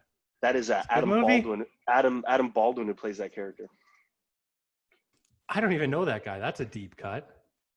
He's in Full Metal Jacket and a whole bunch of like action movies. You love your Full Metal. Actually, it's going to come up later in this list. A movie that I did not see for the first time until I would say last year. And I've probably watched 10, 15, 20 times since then. Can you guess what movie is this? Eyes Wide Shut. Yeah, I saw it. Eyes Wide Shut is the craziest movie to an extent. You know, some of it is like so crazy. I don't even know how to explain it. It's not crazy in like, I don't even know how to explain it. This movie captivates me like hell. I don't know, man. Oh my God. I can't believe it took me so long. I'm glad it took me so long to watch it because when I watched it now, I'm like, whoo, it knocked my socks off the first time. And I've watched it seriously 15 or 20 times since within a year. So I got into Kubrick, going back to Full Metal Jacket. And when I started getting into movies, I just rented everything. So I think the first movie I saw his was. I think you introduced him. You introduced him to me to an extent. I think you were talking about Full Metal Jacket, and I didn't know too much about him at the time. We watched at your house in your basement. I remember renting it. Old Rogers Video. Yeah, let's do it. Yeah, we did. But yeah, and I saw The Shining first, which is arguably his best movie. And then I just deep dove. I saw everything, and then seeing that, and then did you see Eyes Wide Shut? Oh yeah, like I watched everything. I'm like, I need to see everything. And a lot of it is like it's so a lot of it is just crazy. Like it's craziness. Like, it scares me to tell you the truth. Clockwork Orange for sure is crazy, but it's like the over the top crazy that I accept. I'm like, oh, they're being crazy, whatever. Like they're gonna do some things that are gonna make me probably feel uncomfortable for some moments and stuff like that. Yeah. But Eyes Wide Shut is so realistic to the extent where I'm like, this shit is happening, man. Right now to this day with all these rich politicians or whoever people. Sidney Pollack is incredible in it. The Mask, the scene where he's in the house. This movie is like 2.5 or 2 hours and 45 minutes long almost. And I'm just like, the whole time I'm in such a thrill mode. He thinks people are following him. The piano guy disappears. You don't know what's true, what's not. Nicole Kidman the movie is beyond belief sexy. Like that whole scene where the guy's seducing Nicole Kidman. You're like, oh my God. Like, she's going to walk away with this guy. It got a lot of notoriety because of like all the like basically like the clearly overt like sexuality in it, so that it got really. I wouldn't even say it's overt. I would say it's real. I would say it's real. Some dude, when you're off just like at a party, some dude is going to come knock on your wife. And if he's this Pablo Sandoval, like that guy says or whatever, and he's some billionaire, he doesn't give a Yep. shit. He asked her to go upstairs and have sex. You know It's what I mean? crazy. Like, But to be fair, I haven't seen it for a long time. I probably haven't seen it 17 years, something like that.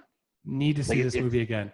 The been dude a who's while. following him, the bald dude, all they use for a soundtrack is ding on a piano. Ding. Yeah. Ding. Oh my God. It's so terrifying. When he goes back to the gatehouse. Yeah. Sorry. I gotta go nuts here. No. When he goes back to the gatehouse and he's investigating, yeah. and the bald dude comes down in the limo and just hands him a note and just stares at him. And honestly, I gotta say, this is probably one of Tom Cruise's best movies ever. Best movies ever. It's got to be one of Tom Cruise's best movies ever. I would probably put it up there. Definitely top 5. I just don't know a better movie where he doesn't ham cheese anything. Like, this is Kubrick controlling Cruise. This is not a Tom Cruise movie. No. This is Kubrick, where every other movie is a Tom Cruise movie. Except Color of Money. Oh, that's true. Scorsese. Yeah, but he was so young then. He didn't have all the power. Scorsese reins him in, and I just rewatched recently. I watched A Few Good Men. That's a damn good movie. Yeah, he's young again. Yeah. Also, don't forget Born on the 4th of July. Oliver Stone. Hated That's it. a great. Hated it. Oh my Hated God. I can't remember exactly what was wrong with it, but I checked it out and I didn't like it. Like, I'm acting like I'm personally offended, but I don't care. But I don't know what it was. Something droned on. I didn't like the design of like obviously his legs and everything was like well done. There was nothing unbelievable about it, but I just didn't get it. And don't get me wrong, I'm not saying the message is wrong, but it also can be quite preachy in a way. Like, Oliver Stone lived through Vietnam and was in Vietnam. A lot of his he was in Vietnam. Platoon. That I think he had also one more. Can't remember right now. Can't remember, but I think he had another Vietnam movie. Eyes Wide Shut. You said, okay, keep on rolling. We'll get to it, and I'll talk about it for another half hour. Cookie's Fortune. The Out of Towners. I think The Out of Towners might have been with Steve Martin. Whatever. There was a remake, crappy, A Walk on the Moon, blah, blah, blah, Foolish. Go was a huge movie. Wasn't a game Go's a good movie. Chance, but it was a solid. Doug Liman is one of the greatest indie directors of all time. That guy can take a budget of nothing and make it into something, which is really cool about him. It's a good movie. And you know what? I remember the cover hooking me. I was like, what is this? Yep. It's just like 10 people, that blue cover. And that's actually what the cover is actually what the movie is. It's speed. It's about being on like speed and shit, just at a party. Timothy Olyphant is in it. Said he brought, you watched some things. I think I was watching Dinner for Five, and he has a thing with Jon Favreau where he's talking about the tattoo and how he brought that to the table. Yeah, man. That's a good movie. Timothy Olyphant's so good. Like, so good. So good. Big Deadwood fan. Yeah, tried to get into it, couldn't understand what anybody was saying. That's why I love it. I had to like sit, and you have to like, their swearing is like an art form in that thing. Man, I couldn't understand anything, especially Ian McShane. Never Been Kissed. So awesome. Some crappy David Arquette. She's like, I'm eating cheese fries in a drive-thru, or no, he's like ordering cheese fries in a drive-thru. She's like, kiss me at high school. I don't know. I think you're getting confused. No, I think you're getting confused with Home Fries. What's another Drew Barrymore movie where she works in a drive-thru? I thought maybe. Oh, is it? Does she? She does work in a drive-thru in this movie, though, right? Doesn't she? I have no idea. Like, you're barking up the wrong tree. Zuke, tell me about Never Been Kissed. Well, I circled back to it in the last couple of years. Then we skipped through like 5 that I don't even know. Can of Worms, All About My Mother, Friends and Lovers, Goodbye Lover, Hideous Kinky. Any of those ring a bell to you? Nope. Then we come to Life, which actually I revisited, and I think I love it. Oh my god. Oh my god. What a genuine reaction from both of us. I love that movie. So good. Like, I guess we just agree to disagree. Every time I go to Montana. I don't agree to that. No, and neither do I. Every time I go to Montana's, I say this to somebody, and nobody gets it ever. I go to people, I'm like, "You gonna eat your cornbread?" And then nobody. One time I want somebody. Is Montana's like the only place that serves cornbread? Pretty much, like they're famous for like cornbread comes with like all of their ribs. And Montana's here. We're racist. I want somebody to be at that line in life when he's like you gonna eat your cornbread, and then Eddie Murphy's like, you can't have my cornbread, and then just goes in this big like diatribe, and then the next scene is him going like Uncle Phil or Jazz out the door. It's great. Love the movie. Move on. Great cast, great everything. Move. Agree. I'm not gonna let you have the last word about life. Moving on. The Jack Bull. This is a made-for-TV movie starring John Cusack. I remember this one. Although it says, oh, never mind. Yeah, John Cusack, whatever. I have no idea. You see it? Yeah. Oh, did I see it? Yeah. Yes. Yeah. Passable. It's okay. It's okay. It's I think they took this movie and then realized we were like, okay, we frigged up here. Let's take what we did and fix it and then make Open Range. Okay. Yeah, Open Range was a couple of years after. Yep. About 4 years. Yeah. That's all you need to know. I was working at the theater when Open Range came out. Slow movie. Very slow. And Robert Duvall, Kevin Costner. Yep. Cowboys. Election. Great. This movie, amazing. Still to this day, gets better every day. It's so bang on for high school. It's so everything. This movie is perfect. Really good. I don't know what else to say. The ending is amazing. Fucking, he just gives it to her, like amazing. It's awesome. You get everything you want in that movie. Super duper flies under the radar. 100%. Because it's a teen high school movie that like swears and gets dark. Well, people are getting divorced, and there's it doesn't marriages. Exactly. There's marriages falling apart. Like there's people failing. All this shit. Like there's people backstabbing. Like the backstabbing and the craziness of Reese Witherspoon's character and the sister and that dude. Chris whatever from American Pie. Really plays a wholesome guy in that movie. Like, some of these people from high school. You know them. It's true. Existence. Now, the only thing that comes to mind, obviously, is the Cronenberg. I never really saw it, to tell you the truth. I tried watching it. I didn't think it was that good. I kind of fell off. But it's produced by this big Canadian producing family. And really, Canada owes a lot to this guy.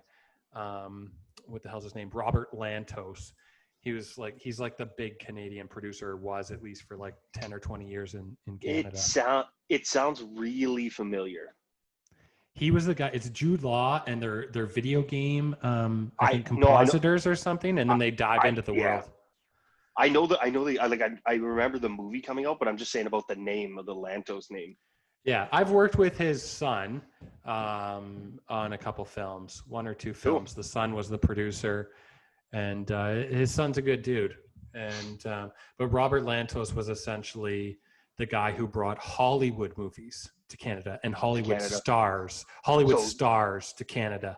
His movies basically made like Hollywood. He is the reason for Hollywood North, more or less. Like if you call Hollywood North, like right now, Hollywood North to an extent is Northern Ontario. It's Sudbury. Yeah. Mm-hmm. But yes, back then Hollywood North was Toronto. And this guy brought like big Hollywood stars to Toronto and kept that kind of going, or created it to be alive for future. Hell yeah. Lost and Found, I think this is some shitty David Spade movie. Moving on. Pushing Tin, I think is I love David Spade too. I still love him today. But he's done. There's a lot of his body of work is like paychecks. Yeah, a lot of them are paychecks. And you know what? And can you blame people when sometimes you need a paycheck, right? So you gotta. That's it. Guys, I do the same thing for whatever commercials or whatever. Sometimes it's like you just, Well, actually, that's a bad example because I don't really need the paycheck for commercials, but whatever. No, I'm with you. Pushing Tin, keep going. Pushing Tin, I don't even like. Nah. This should be a great movie. Kevin Costner, Pushing Tin. What am I thinking of? This is John Cusack, Billy Bob Thornton. Is this right? I thought Pushing Tin was Kevin Costner and you almost said Cheech Marin. Cheech. I was gonna say you almost said Kevin Costner, Cheech Marin. That's Tin Cup. That's a couple years before. Oh, get the fuck out of here! Pushing Tin Cup. What the hell's Pushing Tin about? The fact that we Golf? don't know, move. Entrapment. The only thing I remember about this is Catherine Zeta-Jones' butt going through lasers, leather butt going through lasers. That was the big marketing ploy of this movie.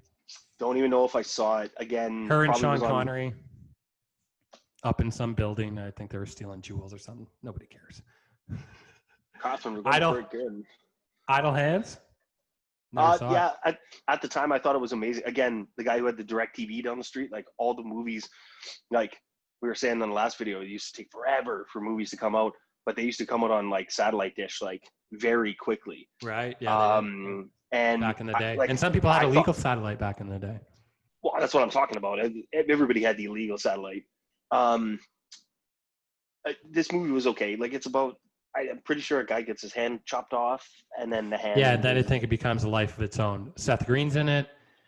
Devon Sawa, Devon Sawa was a '90s choice for like Teen Beat or whatever. He was the guy for a couple of years with Your Final Destinations and whatever. Yeah, I can't remember what song. The Offspring was in it too. Like, hey, come out and play. They played in it. Like, Chang, who cares? Here we are, The Mummy. We ripped this up. We've talked too much about The Mummy twice now. Trippin', no idea. Endurance, Midsummer's Night Dream, I don't even know. Obviously, I know it's Shakespeare, but Tea with Mussolini, no idea. Nope.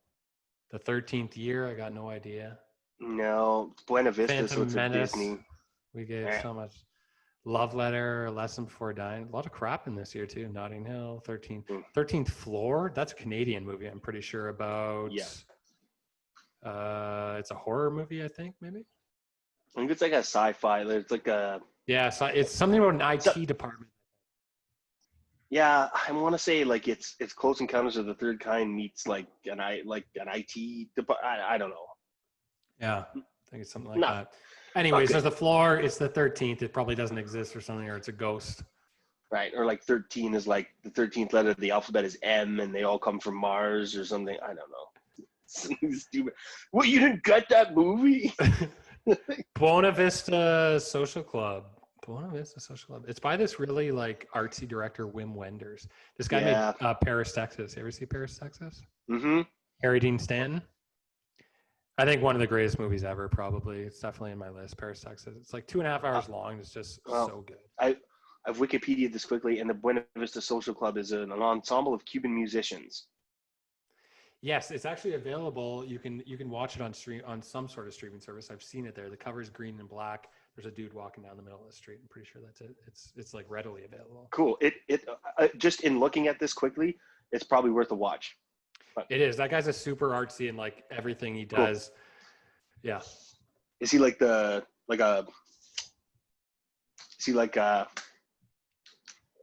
think of the name tomorrow. I'll sit up in bed tonight and be like, edit this, pause, I'm going to record this, and then you're going to jam it in on top. Just nobody will notice that it's 4 a.m. and I just have like a light on my face. No, yeah, he's like, geez.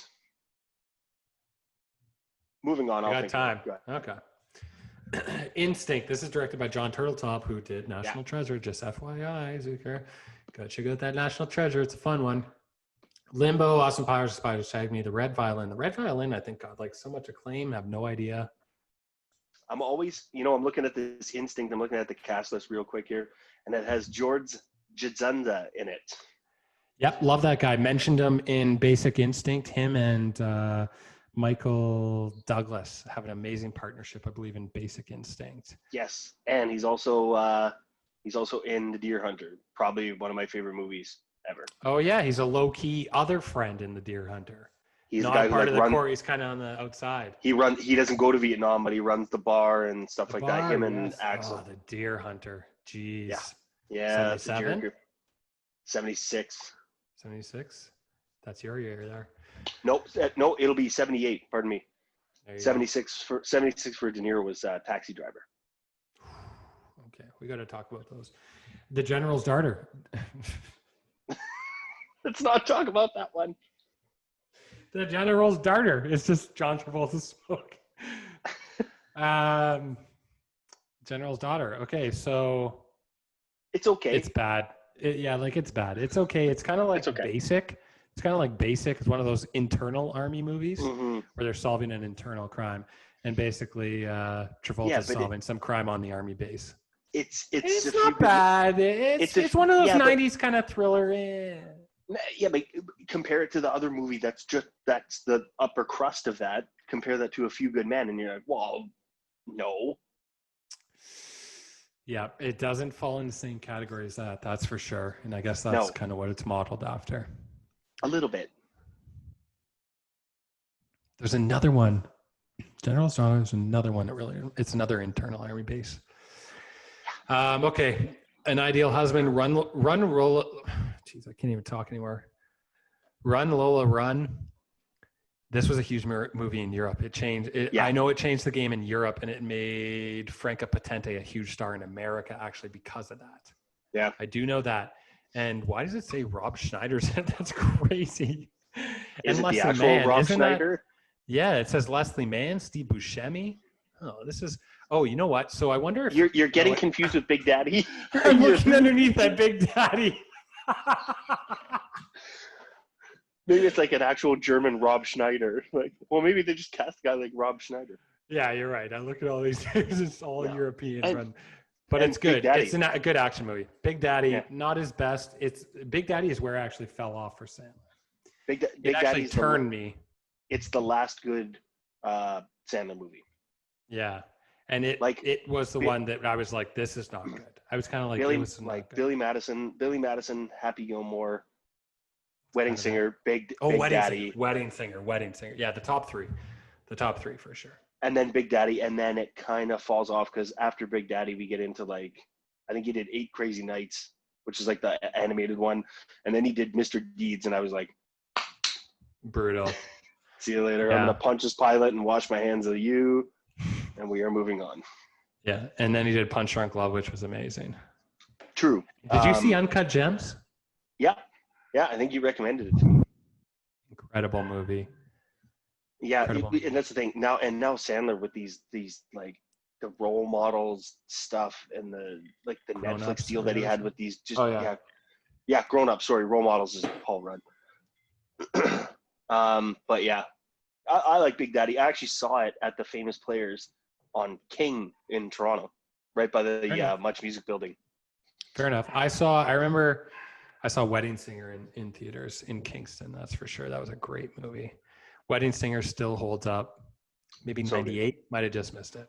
98, yeah. South Park, bigger, longer, uncut. I think this was a huge game changer because this was like South Park was cutthroat, dark, disturbing, or not even just, it was just like it commented on society, which no one else was doing in an honest way, I would say. No, and I think at the time too, a lot of it got lost in how vulgar they thought the kids were. Like, and even me being like, I remember renting that movie, like my parents not knowing, but people were focused on the wrong problems of that stuff. Yeah, totally. And they were kind of pointing stuff out, but all they could see was like how vulgar the kids were. Like, they didn't care about like swearing. No, it's like these people are so bang on for their finger being on the pulse of society. Yep. And that movie coming out was huge. Like every Terrence and Phillip scene is like, I don't know why, like parts of it still make me crack up. Yeah. But like it's awesome. It's awesome. And it's a musical. It's true. I think it won a Grammy or an Oscar for Best Original Song. No, I hate that it's Blame Canada. Those guys are great. I do hate that it's Blame Canada, the song, but whatever. I get it. Well, I think it's ironic, right? I think it's all supposed to be ironic. They're not blaming Canada for anything. It's the same with Canadian Bacon. Like, if you watch that and you're like, yeah, these guys are jerks. Well, you're a lot of like Trump supporters, I'm sure, watch Canadian Bacon who are like, yeah, these guys are so smart. Let's do it. And then they watch it and they're like, who directed? Directed by Michael Moore. What the? Yeah, it's incredible. Interesting. Summer of Sam. I mean, you kind of glossed over Wild Wild West, but that was probably on purpose. It's a bad movie. Summer of Sam, also not great. Is that Michael Imperioli and John Leguizamo? Are they in that one? Yep, and unfortunately, it's not a good movie being about the No, Summer of Sam and I, Spike Lee. And I I gave it a no, shot. And you know what? Not a good movie. man, Wasn't well done. I wanted that to be so good, and I remember Me too. watching it shortly after it came out, and no, like you're So I talking wrote a about movie. I wrote a movie You- called Madman during quarantine that is about Okay. the Summer of Sam. But it's way more honest than Spike Lee's Summer of Sam because it's actually about the true story of the Summer of Sam, which is basically, to me, 100%. You cannot deny that there was like 6 or 7 killers and not just David Berkowitz. I've watched a couple documentaries on it, and to me, you just can't deny it. And no one's like talking. No one's ever talked about it really, other than this one journalist and book writer back in the day that no one decided to listen to. And it's so obvious. Did they ever broach in the movie Summer of Sam? Did they ever broach the fact that he like spoke to his dog? I think they did it in the movie, but that's not even a real thing. Okay, he said that to like throw off the cops. It's not a real thing. To get like an insanity plea. Something like that. That makes sense. Cool. You got to email me this script because your last 2 have been fantastic. Oh my God. This one is by far the craziest because I said I'm just releasing everything and I'm going into insanity mode, which I did. I went super insane. I like it. So it's more of a Taxi Driver meets Summer of Sam. That's essentially what it is. And if anybody's watching this and you see Skin Face, I read the script first. Yeah, Skin Face. I hope to make someday. Whatever money I have, I will send you an envelope full of quarters and buttons. The problem is, Zuker, with this pandemic now, the whole reason why I'm doing the podcast is because it's getting too expensive to make movies just with the pandemic. I could go make my crappy movies that I wanted to make for like as low as I could before, but now these low as I could crappy movies now cost me double or triple what they did just to make them happen, which you can't do. You can't do even for the lowest, shittiest movies. Yeah. Yeah. Basically, you're going to lose money no matter what on making movies, even if you could like shop it out to whatever. And I'd much rather lose the initial amount rather than the double or triple amount. You know what I mean? Yep. All right, moving on.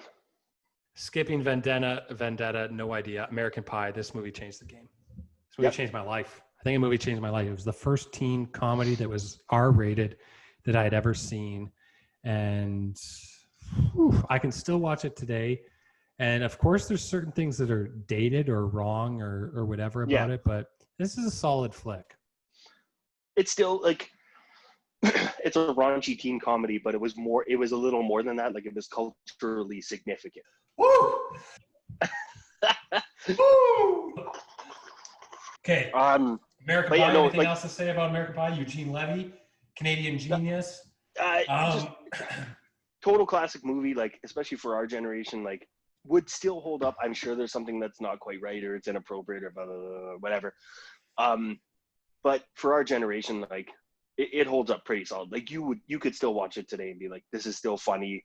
Now it might be a nostalgia thing, but then at the same time, it probably stands up to any teen movie these days. The only thing I will say about teen movies these days, aren't they just Jennifer Lawrence movies now? Hunger Games and stuff? No, and I was having this chat too with Sarah. Like Sarah's a huge reader. She loves like huge. And every teen movie is based on a book now. Can you just write a movie? Write a movie. I want a standalone movie. Like I don't want to be like, well, you should have read the book first because I've been saying the same thing. Is that no one has, and it's not even original ideas, but just no one is putting in the time to write their own scripts. Everything's a book now. And I will have to bite my tongue because I just talked about how amazing The Green Mile is and how good The Shining is, and we talked about Shawshank. They're all based on books or short stories and whatever. Die Hard, like a lot of it is based on books or ideas from books, but I feel like everything now is trying to let's find this niche, like nobody kind of knows about it series where we know we're 2 books in, but we got 4 in the bag and we got 8 movies. Let's find that. We have to find that right now. You're 100%. You're 100%, and it's sickening. It's sickening, and it drives me nuts. Like there hasn't been probably a teen and I'm talking teen comedy like this since not another teen movie since Superbad. Superbad was a side- real teen movie that's And still amazing. Sidebar, I love Not Another Teen Movie. I love it. Yeah, it's over the top and hilarious. It's that's a knee slapper right there. Okay, next up is one of my favorite movies. It is one of the most underlined gems ever to exist, I think, in film, and that's Wait, Arlington Road. I was gonna say I thought you meant Runaway Bride. Man, Arlington Road. Yep.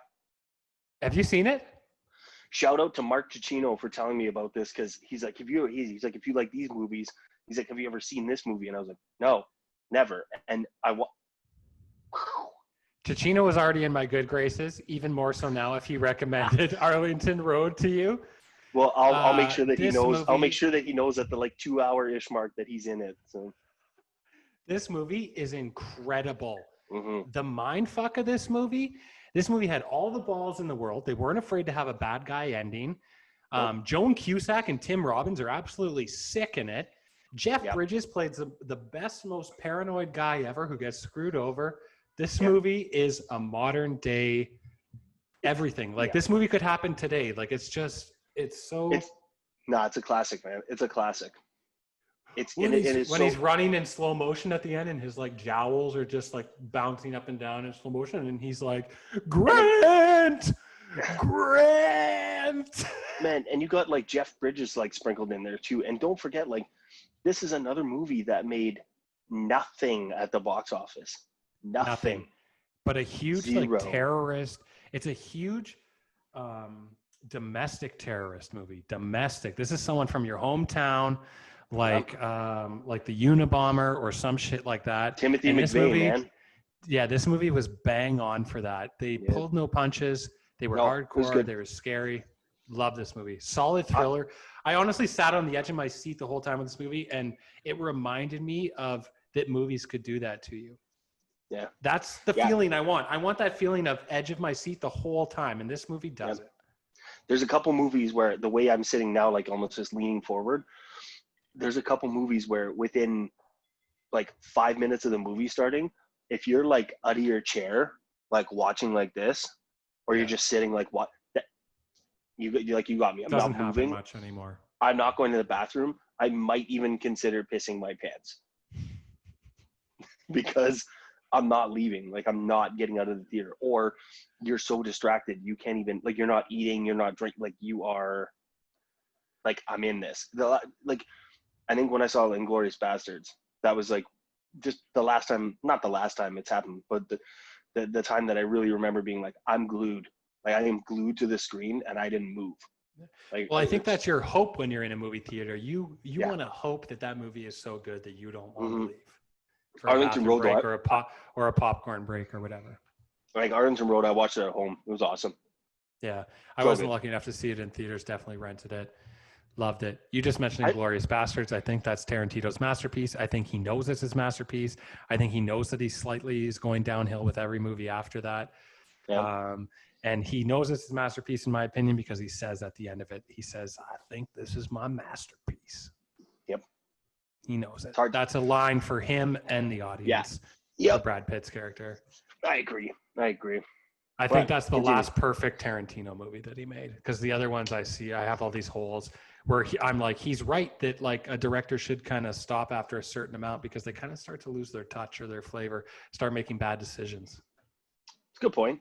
I mean, it stops being edgy and whatever, where you're just what are you doing? They stop being groundbreaking. It's not even edgy. It stopped being groundbreaking because they did their part. They did their thing that changed the world. It's once you do your thing, you can do it a couple of times, 5 or 6 or 8 times. But, once you're getting pretty late there, it's kind of the same old thing. Or not even that. I find more holes. For instance, Once Upon a Time in Hollywood, I feel like he cut the best part out of the movie, which is this deleted scene with Charles Manson, which essentially explains the whole thing. Mm-hmm. Where the guy who's playing Manson goes zip zap zappity boo boo boo blah blah, and as crazy and psycho as I just seen there, believe me, this guy was way better and worse. Yeah. Okay. And I really, people need to see that part of the movie, because once I was like, you know what, Once Upon a Time in Hollywood, great movie, kind of loved it, you know, but like the ending didn't make sense because like they're explaining the ending while they're in the car to you. And I'm like, Yes. this is Tarantino losing it, like losing his touch. He would never do this. He would never he would never have that girl. I know I'm going on a rant right now, but I fucking hate this parts of this movie. And a lot of people are like, Tarantino, they don't understand that Tarantino's losing his touch. And I have no problem saying that. Yeah. Because that girl is in the back of the car being like, you remember what Charles said? He said, come up to this road and kill everybody. And I'm like, this is exposition that would never be heard in a Tarantino movie ever. No. We know why they're there. Anyways, I digress. It's okay. I felt the same. I watched it in 2 parts just because I can't remember what it was. I watched it in 2 parts. But I just, like, to me, that whole movie was kind of like I felt like he wanted to make the movie, like, I don't know what I watched. Like, I don't know what the movie was. The movie was about nothing. It was his Dazed and Confused. He loves Dazed and Confused, okay? He said one time that he was stuck in Paris and he felt lonely and he had no friends and he turned on Dazed and Confused and it felt like he was with all his friends. That's a quote, okay? Direct. And Dazed and Confused does make you feel that way. It gives you this warmth feeling around you like you're with all your friends. This was his Dazed and Confused, but it was his Hollywood love letter to LA because he grew up there and blah, blah, blah. I don't know. But you're right. There's not much. Here's the thing. It's glossy. It's well acted. It looks stunning. All these things. Is it much? I think the best scene is Brad Pitt at the ranch for the first time. He's kind of realizing that shit's up. That's the only tense moment in the movie. And I have no problem that's the only tense moment in the movie. I have no problem that the movie's lighthearted and a comedy. And I have no problem with that essentially, but I don't like the ending. I don't like the choice at the ending with that girl in the car. I don't believe for a second that Leo would have walked out of his house with a margarine in his hand, yelled at these people who are ready to kill him to begin with anyways. They let him yell at them. That's not believable characters. These are not characters Tarantino would create. They would have shot Leo in the face. Everyone would have been shocked. Then they would have went in and either killed Sharon Tate, or the other alternative is that after they shot Leo in the face and went in to go kill Sharon Tate, Brad Pitt came out and saved the day and got his fucking deservings for being the guy who took all Leo's punches all these years until finally saving the day and becoming the hero and getting the career that Leo gets at the end. But really, Brad Pitt should have deserved it because that made more sense for his character. And that should have been the fucking movie. And I know, and the only reason why is because that is the truth. That should have been the movie, and that would have been true Tarantino. But instead, he's like, ugh. And everyone's like, "Oh, I love that it was a Tarantino movie, it was a Hollywood ending." No, but it wasn't real. He backtracked on his own filmmaking career and his own fucking balls for some reason to just change everything, and that's why I think he's losing it. But like I agree. And you know what I mean? Like, I just like, you watch The Hateful Eight and it's super long, but you get your payoff in the end, but you don't, in a way, because you don't know what happens. You really don't know what happens. You have no idea. And I remember watching Once Upon a Time being like, I had to keep being like, okay, what's happening? Like, where are we? What's happening? Like, where are we going to? Like, what? I'm watching this awesome shot scene. I'm like, where are we getting to? Like, where are you taking me? Yeah, and there's not much of a story because we already know the story, right? That's what I mean. Like, this has nothing. It has nothing to do with the Manson family. Nothing. But I have no problem with that. I have no problem with him taking a turn and using that as like a backdrop. I have no problem with that. No. And there are super funny things. I think one of the funniest parts of the movie is when him and Brad Pitt are sitting down to watch Leo's show on TV, and all they're doing is color commentary while they're showing the show, and he's like, "Oh, that's Bob Davis, good guy, stuntman." He kicks a guy in the face on TV, and Leo's like, "Yeah," and he's like, "Oh, you like that gum chewing in that scene?" He's like, "Oh, nice touch." You know, I think some of that's the funniest stuff. Like that's good. Again, I think I might need to go watch it again, but part of me, no, I was left wanting. I don't know. I was left wanting. That's me.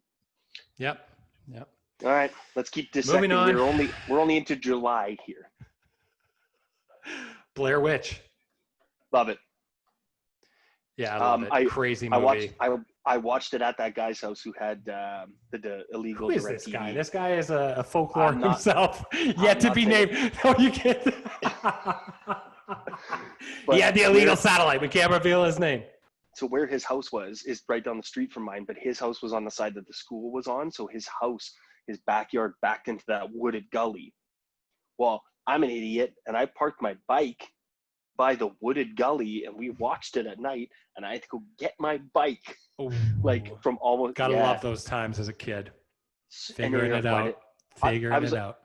And here's the stupid thing. Did you ever park your bike back there again? Well, I did, so. But here's the stupid thing. Stupid kid. I lived 15 doors.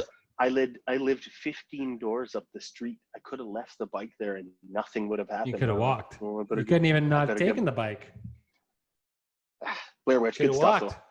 Honestly, shot for nothing, made total cultural. Made billions. Just change horror movies. Not that I dig horror movies, but like change the way we watch movies. The way movies are made. It was another one, like you said, Henry Portrait of a Serial Killer, Clerks, Blair Witch. These movies come along every 5 or 10 years. Yep. Change the game. You can make a cheap movie, make it super good. Hell yeah. Just a weird movie. They're facing corners in the end. Yeah, it's pretty trippy. Well done kind of reality TV movie. Mm-hmm. Muppets from Space. I don't know. Never saw it. Love Gonzo. Whatever. Never really. I'm hand up. Never seen a Muppets movie in my life. Yeah. You know what? I love the Great Muppet Caper with Charles Grodin. I think probably just because I love Charles Grodin. So people tell me like the first Muppets movie, Muppet Treasure Island, all this stuff is good. I mean, you gotta think, like, I was 4 years old and the first movie I saw in the theater was Robin Hood, Prince of Thieves. So like when you're like, hey, watch the Muppets, I'm like, no. Right. Yeah, it's kind of crazy to hear that the Muppets was maybe just past your time, like just past it. And it wasn't. It just was the way things worked. So maybe I'll go back. Wheelhouse. You know what's nice though? Having a kid, get to watch like lots more kids stuff, and I'm like, this is really good. And Sarah's like, yeah, I know. Well, here's the thing: the Muppets. I don't know how good it is. There are some great lines. When Jim Henson was still involved, Muppets was great. My family watches the Muppets Family Christmas every year like clockwork. Yeah. Whether we're alone or separated or whatever. And it's not Muppets Christmas Carol. It's Muppets Family Christmas where they go to the farmhouse and all the jokes are much better. And it's not some like movie, Scrooge movie. It's the farmhouse. It's the farmhouse. Sesame Street shows up. The Muppets show up. It's a party. Gonzo's wheeling a chicken. Some turkey steals the chicken from him. It's amazing. Gonzo's my favorite. And then there's some French guy in the Great Muppet Caper, this line I always remember. They're breaking into like this super high-tech security museum and they're like, no one brought anything. There's like 30 of them. They're like being secretive and there's 30 of them outside the gate. They're like, no one brought anything? And this guy's like, I brought some paper towels. Useless. Yeah, I'm gonna have to go back and watch them. I like that they brought Sesame Street and the whole Jim Henson's workhouse. You know what? At Christmas time, if you watch the Family Christmas, you'll love it. Even the songs they sing at the end are so rare. Man. Yeah. So the songs they sing are so rare but catchy that it's really good. Cool. And there's some old dude who has a dog. Whatever. It's all good. It's all good. Cool, Lake Placid. Sucks. Terrible.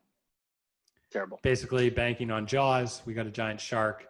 I've seen it recently enough, like within the past 3 to 5 years on a rewatch of just like, whatever, let's watch how bad this movie is again. And it's bad. And really all I remember, I think, is Betty White maybe feeding. I think the crazy thing is that Betty White's character had some secret feeding, either fed her husband to the alligator or was feeding cows to the alligator on purpose. And that was kind of like a reveal in the end. She's like a sweet old lady, but I can't remember. She sounds like the Carol Baskin of Lake Placid. There you go. I never saw that thing, but I've heard the name. The Wood. I know this was James E. Gallagher's. James E. Gallagher loves this movie. Big fan as well. Yeah. Awesome. Love it. So there's coming of age story about like it's like 4 guys in Compton. I don't know if they live in Compton. I can't remember. I haven't seen it, but is it about it's a good movie. One of them getting married or something though? Yeah, one of them's getting married, and one of them, I don't know if he takes off, but then it's just them kind of like. There's another movie made that same year with, I think, one or two of the same guys. That's exactly the same. I only remember this one because I'm pretty sure Omar Epps' character is from Winston-Salem, North Carolina, and he has such a thick Carolina accent when he moves to the West Coast, and they just make fun of him for it. Blah, blah. But it's one of them's getting. I think Omar Epps is getting married, or it's Taye Diggs. I can't remember. Love Taye Diggs, but just the situations that they get into in the lead up to the wedding reminds them of all this other stuff. Like I don't know. It's good, fluffy, but it's good. Right. Drop Dead Gorgeous. The Haunting. No. The Haunting, I remember coming out in theaters. Liam Neeson, Catherine Zeta-Jones. I think they were in a haunted house. Ghost. Inspector Gadget. Whatever. Who cares? The cartoon. I watched the cartoon like crazy. The cartoon was awesome. I remember watching Dr. Claw with the hand. But I remember Matthew Broderick on the cover being like, with his little like arms, umbrella parachute or whatever it is, or with the jetpack arms, and you were like, I can't. Brutal. Yeah. Trick, Johnny Tsunami, Deep Blue Sea. I think Deep Blue Sea, we know Samuel Jackson getting eaten by the shark. That's the folklore of that. I mean, Thomas Jane can be a leading actor. He can in the right role. Yeah. This movie sucked though. Rennie Harlin's a shitty director. He also fucked up Die Hard too. Yeah, and like it's a toxic mix when you have LL Cool J and Stellan Skarsgård. You're like, who cast this? Who's done this? Oh my God. You're right. So many people are in this movie. Like, I think LL Cool J's a cook and he kills a shark. I'm pretty sure that happens. Thomas Jane, Michael Rappaport, Stellan Skarsgård, LL Cool J, Samuel Jackson who gets eaten, Saffron Burrows, some girl, I recognize that name. Ada Turturro, that's Janice from Sopranos. Runaway Bride. We've talked about Runaway Bride too much. Richard Gere, Julia Roberts. Yeah, we talked about it for like 2 seconds, and that's enough. Dick. Okay. Oh wait, skipping Twin Falls, Idaho, because I don't know. Dick. Yeah. I actually want to revisit this movie to see if it's any good. Yeah. I never saw it. Well, I can't even say revisit. I never saw it. I remember the cover. They're both peeking. They're like, we're being conspicuous at the White House. Yeah. Because I'm pretty sure like this is like Michelle Williams, like right in the middle of Dawson's Creek, and Kirsten Dunst had just. Gotcha. She wasn't in Bring It On, but I can't remember what she did before. But anyway, they were just like they were just kind of getting big, and then I remember seeing the cover and being like, nope. No, definitely not. But you know what? Can't judge a book by its cover. That's why I was like, I never saw this movie. Is it actually any good? Because here's the thing. Never saw Romeo and Michelle's reunion. Still haven't seen it. Is that any good? No. There you go. I don't know. Romeo and Michelle's High School. Take your word for it. It's a rainy day movie. Nothing else on. Like Sarah always says, she's like, you will find something to watch on TV. And I was like, yeah, that's how I was raised. I will find anything. And even if it's bad, I'm going to watch it. And I'll watch it in earnest.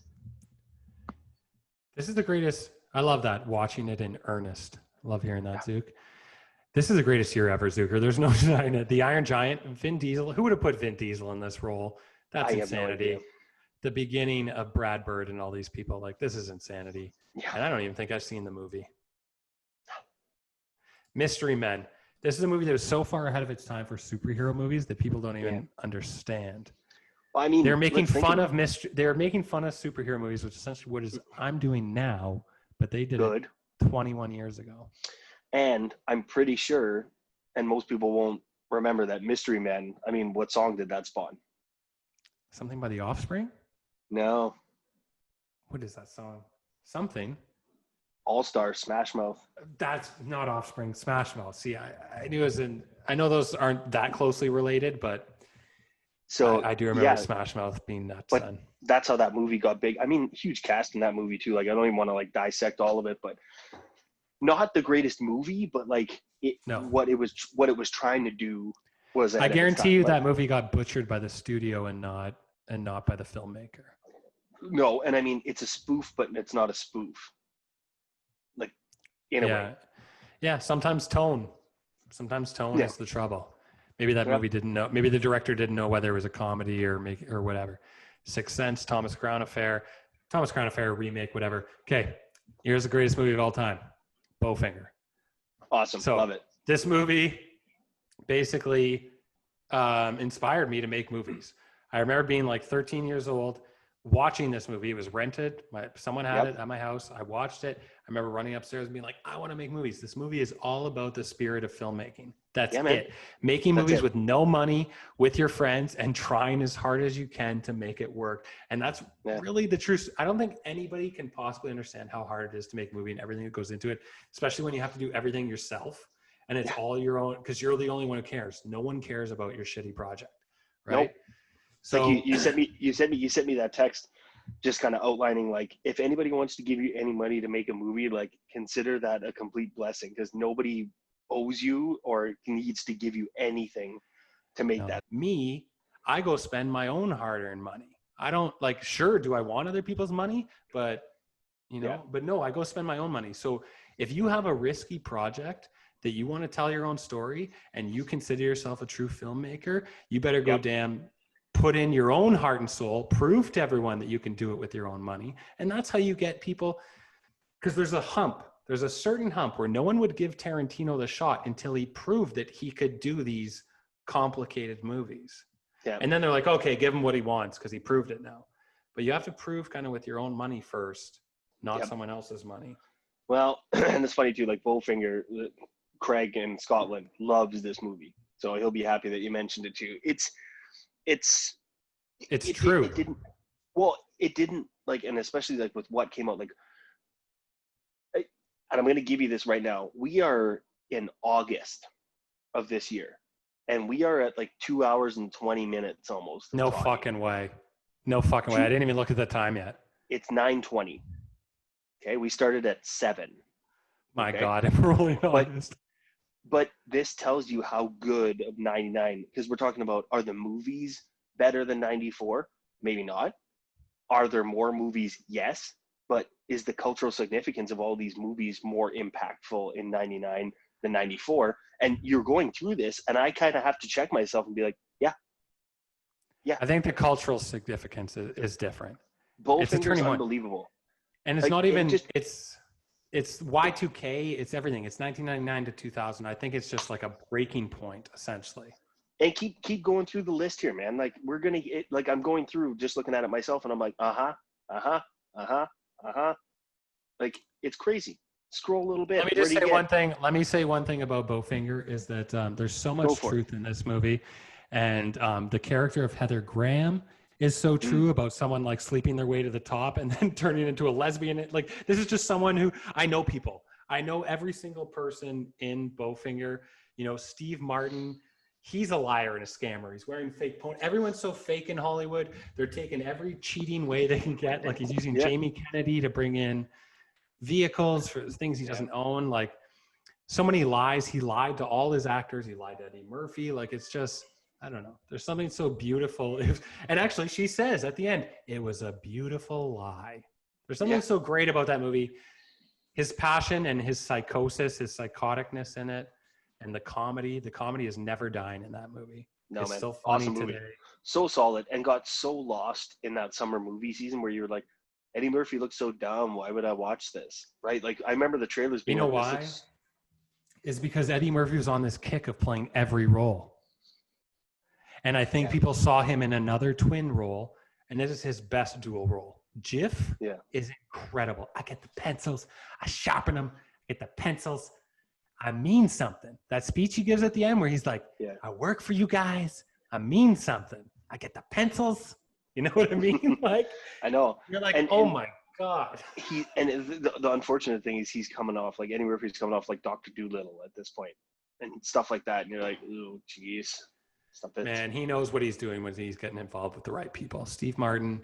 This movie, so special. This movie, number one in my heart forever. Got me into movies. I am where I am now because of this movie. Guided me, and it's all about the spirit of filmmaking. And it taught me a lot in its underlying bullshit that it doesn't really say because it still needs to be a comedy. I'm with you, man. Detroit Rock City. I tweeted about this earlier for some reason because it just popped in my head, and you were the one who said you were like another great 99 or whatever, and I was like, oh my God, didn't even realize it was in 99. Yeah. So I remember every character. I remember renting it. It's kind of in the same vein as like Dazed and Confused a little bit, like almost in a way, but It's true. It's true. just In a funny in a movie. heightened 70s, yeah, for sure. Yep, and funny movie, man. Yep. I mean, dealing with shrooms, not too many things dealt with shrooms and pizza at that time. No, And every single character is iconic. The Elvis security guard, you remember everyone. The Yep. mother, I think I mentioned this to you. The mother, I think, is the most underrated bad guy in almost all of films. I would put her right up there in the top 10, I think. That mother ruined lives, and she doesn't get Yep. the respect. And that lady played it to a T. Yep. Those guys suffered the consequences of those tickets burning when she's got the smoke. No one's more. She's almost like a Nurse Ratchet, or like she's Yep. insanity. This lady does not get the respect she deserves in that movie. Well, and it's that clip when she's going nuts in the confessional, like sitting next to the priest, and then she has the drumsticks, and she's like, she's like shushing herself, but shushing herself That is so so hard. real. That is But so real. the drumsticks are pushing into her lips, like so, and you're like, man, That is so real. I feel that lady's whatever she's going through. That is just a great actress, bringing her all to a role that I just wish. I wish. Like, great. what more could I give to that lady? I don't know. Like, it's not like she's going to get an Academy Award or something, but, and Yeah. it's like, and what more does like telling people to love this lady and deserve this lady on the respect scale? It's not going to do anything. She might even be dead right now. I don't know. Oh my God. Also, we're going through this list. I'm looking at the next one, Mickey Blue Eyes. The only thing I remember about Mickey Blue Eyes is in Maid, when they're like, what's the movie tonight? And she's like, it's in your copy of Ambassador. I believe it's Mickey Blue Eyes. And they both go, That's funnier than the whole movie to me. I've seen it, and I watched it based on the fact that they made a reference to Mickey Blue Eyes in Maid. And then I was like, all right, I get their reaction now, because they're just like, oh, like, be something better than Mickey Blue Eyes. But anyway, keep going. And we just missed Maid. I think that was 2000 or 2001. Teaching 2001. Miss Dingle. This was like a trying to be sexy. They took dude from Seventh Heaven. I think they took the Vanderbeek or the kid Katie Holmes. And I don't even remember. I don't even know if I saw it. They're trying to teach some teacher a lesson about an apple or something. I clicked on it. I clicked on it on my way through, and I was like, no. Go. I don't even remember. Universal Soldier. Screw it. Maybe Goldberg was in that one. No. Van Damme. I don't know. Genius. Yes, he was. Goldberg was in Universal Soldier too. Was he? Also, Oh, don't yeah, just brush right over. It's pretty good. But anyway, move on. What did I brush? Genius? What did I brush over? What did I brush over? Universal Soldier: The Return. It's pretty Yeah, good. I brushed it hard. That's okay. Like, you brushed it so hard that you don't even know what we're talking about. I was more concerned just whether it was Goldberg was in it or not. And Goldberg is in that movie, but yes. Anyway, Genius, meh. Well, do you got something about Universal Soldier? You want to spew or anything? Or no? Oh my God, no. I mean, no. Okay. Introducing Dorothy, I don't know, Into Deep. Omar Epps, LL Cool J. What are they, cops? I know this. Into Deep. I'm looking at this list, and it's like, oh shit, like Jermaine Dupri, like. When's it from? Like 2003, I want to say. Welcome to Atlanta remix. Hey. Jeez. It's the hook is like ding ding ding ding ding ding ding ding ding ding ding ding. Good Lord. Oh, I actually saw. I might actually recognize that a bit. Yeah. 13th anyway. Warrior, Antonio Banderas. Not believable for a second that this guy is in Medieval Times movie. Get the fuck out of here. Nope. I saw John McTiernan, and I was like, this is going to be awesome. Watched it, hated it. Moving on. Love how you said good. I'm so glad you said I saw John McTiernan, thought this was going to be awesome. I thought you were going to go with the other way with that, and it scared me for a second. I'll watch anything he does, and I put it on, and I was terrible. I mean, to be fair, I'm pretty sure 99 is the same year that The Mask of Zorro comes out, and that movie's better than this movie. We're talking Banderas. Let's do it. The Astronaut's Wife. I think this is the biggest sleeper movie that like no one understands. Does anyone understand? This was like the quietest, most nonsensical. Like, also didn't care that it didn't like make any sense or whether.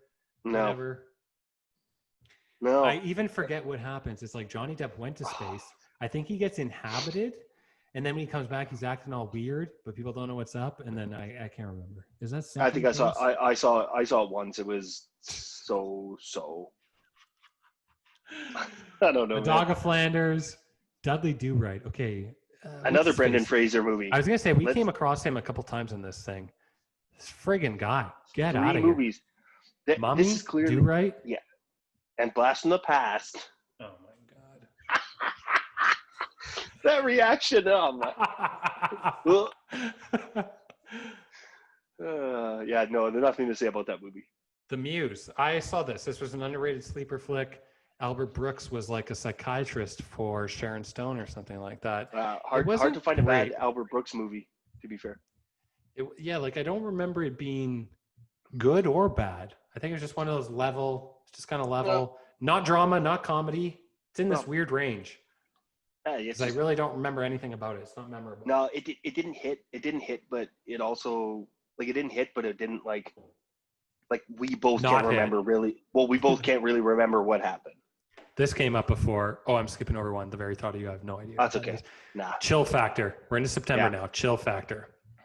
Chill Factor. We talked about. I think Skeet Ulrich being a Teen Beat magazine guy. Yeah, we had a chat. And Cuba was at the height. I think it's pretty close to the height of his fame. Was this Jerry Maguire or the year after or the year before? 2 years after. No, 3. 96 is Jerry Maguire. Oh wow. So this was essentially Cuba's downslide. Oh no. I think so. No, after this in 2000, he does Men of Honor. That's a movie. Fair enough. Diving in, deep sea diving with Robert De Niro. And I can tell that you're like, oh my God, I'm just going to humor Zuke. No, I remember it. It was like a shitty movie, but it was a solid shitty movie. Yeah. Like it was just kind of, and then I don't know. After that, you get into the like, then he did Pearl Harbor and Rat Race. And then you're like, oh God. Which, it might not be his fault because those were just bombs in their own right. So, but he might have took the brunt end of that. Yeah, I kind of, in a way, I'm going to say this through clenched teeth, I kind of like Rat Race a little bit. Well, Rat Race is based on it's a mad world or whatever from which is actually a great movie. And that's what that Simpsons line is from where he's like, you kid, you told me this river was shallow. You kid. And he goes underwater. Yeah. That's what that's from. You told me this river was shallow. Okay, this movie I've always wanted to see, Outside Providence. I think it's like a New Jersey-based mob movie kind of thing or something like that with Alec Baldwin or some shit. Yeah, it could be. I mean, if it says Outside Providence, it's probably Rhode Island. Baldwin, Bobby Farrelly. Yeah, Peter and Bobby Farrelly. I want to see this movie. I think it's one of the earliest ones. It's a sleeper. Haven't seen it. Best Laid Plans. It's another. I think this might be Canadian, possibly, because I know it's low budget and had some success. Best Laid Plans. Some people meeting in a bar about a murder. After this summer movie season, we started getting into this, and I was like, I found myself being like, oh yeah, okay. Like where it got to the point where like, don't know it, bad, don't know it. Oh, that was a good one. Bad, don't know it, bad. Like, you know what I mean? I've already noticed, even though this year is full of tons of amazing stuff, we've skipped over more than we've skipped over in 94. Whereas 94 had movie that we knew we skipped like 1 or 2 max. This one we skipped 4 or 5 at a time. That's a good point. So whether it's just like the amount of movies they're putting out this year, let's keep going. Love Stinks. I mean, that's more of a wedding singer quote than a movie. Yeah. Let's be honest. Yeah. Which actually the greatest thing about weddings, not the greatest thing, but Brian Posehn, the comedian Brian Posehn, is at the table 8. He's one of the mutants at table 9. He's one of the few recognizable mutants at table 9 who had a career. That's awesome. Stigmata with Gabriel Byrne. This is someone bleeding from your hands or something, or some devil worshiping. Well, that's what the stigmata is, right? It's like you bleed in the areas that Jesus was punctured in. Gotcha. But not a good movie. I don't know. It's a good movie. Stir of Echoes. David Cap, good screenplay. This is directed by him as well. He's a good writer. I don't know. This movie is so-so. I'd give it a 6 out of 10 or a 5 out of 10. It's a very early Kevin Dunn movie. No. Kevin Dunn was born in 1956. He's quite old. He is in a ton of shit, and I brought him up even on the 94. Huh? Interesting. In something. Yeah, he's one of those underrated. For some reason, I don't know why I know all these supporting actors. It's because I love supporting actors. I don't like the lead people. I like the people who are the character actors. I mean, you brought up Henry Dean Stanton, who is like the character actor. So of course you love a character actor. American Beauty, we went over. Blue Streak. Blue Streak is a solid comedy flick. I like it. I like it. Luke Wilson, Martin.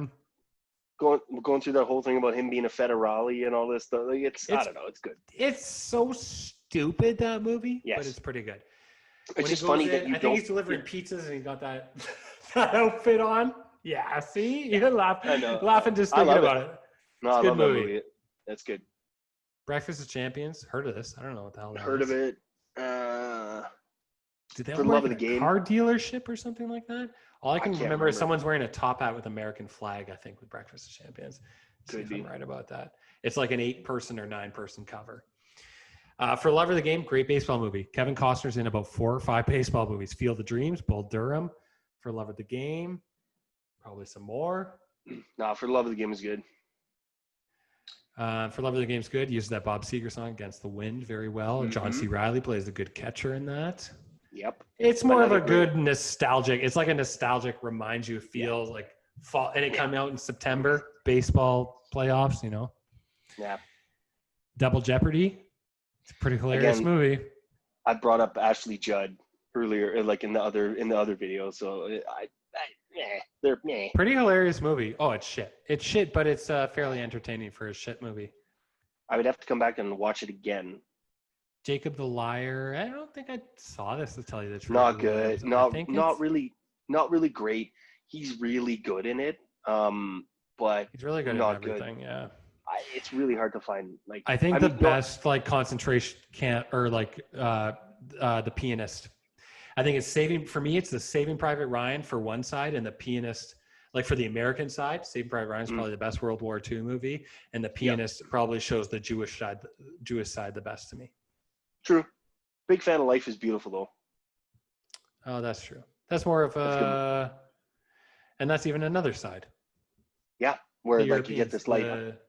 The Italian. It's a foreign film and gives you a whole different perspective too. Oh my God, the things that guy does for his poor kid. Amazing. It's awesome, man. The Minus Man, this is an underrated Owen Wilson, or not underrated, but a sleeper Owen Wilson fic where I can't talk anymore, where he plays a killer or something like that. Yeah. I haven't seen it, but put it on like my list of like, I need to see this. I mean, it's got Brian Cox in it, so it shouldn't be bad. Yeah, watch The Bournes lately. I like Brian Cox. I actually did a movie with Brian Cox in the suit called Edwin Boyd. Oh, yeah. I remember that movie. Mumford, never heard of. Alvin and the Chipmunks Meet Frankenstein. Never heard of that, actually. No. Adventures of Elmo and Grouchland. What another one? Drive Me Crazy. I recently watched The Adventures of Elmo and Grouchland with my kid. She didn't care. We shut it off after half an hour. Not great. It's just basically like he goes into Oscar. Really? They didn't like visiting Grouchland? Yeah, it's the most depressing place on earth. Yeah, it's basically like a bunch of Oscars. Like it's Grouchland. It's a bunch of Grouches. But me, I love Oscar the Grouch. I'm cracking up. She's not into it, and I'm like the things, the fun, like they're funny. She's like, we like him because he's bitter, and we're bitter. Yes. Well, and she's sitting there like doing a puzzle and coloring, and I'm like, look at stop being creative. Look at this. Anyway. Drive Me Crazy. This is a big Adrian Grenier, Sabrina the Teenage Witch movie, wasn't it? Yeah, a big Britney Spears song too. Next movie, I think could be one of the most underrated movies. I don't know why it's not on all streaming services everywhere. This is a great movie, Mystery Alaska. This is just a great movie. You've always been a big fan of this movie. And I think what you did, and I don't want to say this, and don't take this the wrong way, but you were talking about the movie that you did with the football one in the North. I'm like, did you just do like Mystery Blues? No, I know this movie. Varsity Alaska. This is the Hosky. This is the Hosky movie, man. No, but the movie that you were talking about writing, that's the like northern. Oh, Runner of the Woods.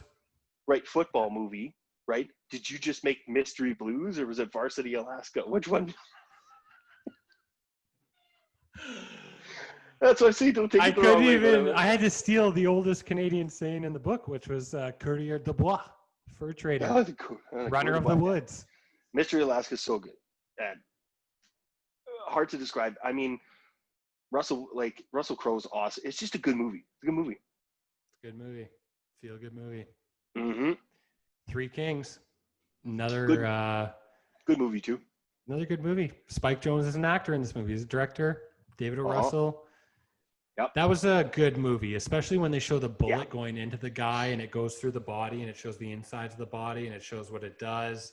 Yeah. This movie opened my eyes to things going on in Afghanistan. It didn't represent anyone good. It didn't represent terrorists necessarily in a stereotypical way or anything. Yeah. It was like an eye-opening movie of like reality and that it was all for naught and how scary it and could this was Desert Storm, right?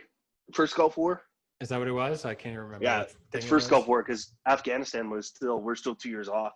Random Hearts. I think this is some. Oddly enough, it says directed by Sidney Pollack, which it's got Harrison Ford, Kristen Scott Thomas. I remember I was working in theaters at this time. I think it's a nothing movie though. Yeah. Even with Sidney Pollack directing, superstar. So this was, I guess, huge. Molly Shannon, Will Ferrell, sniffing armpits. Yeah.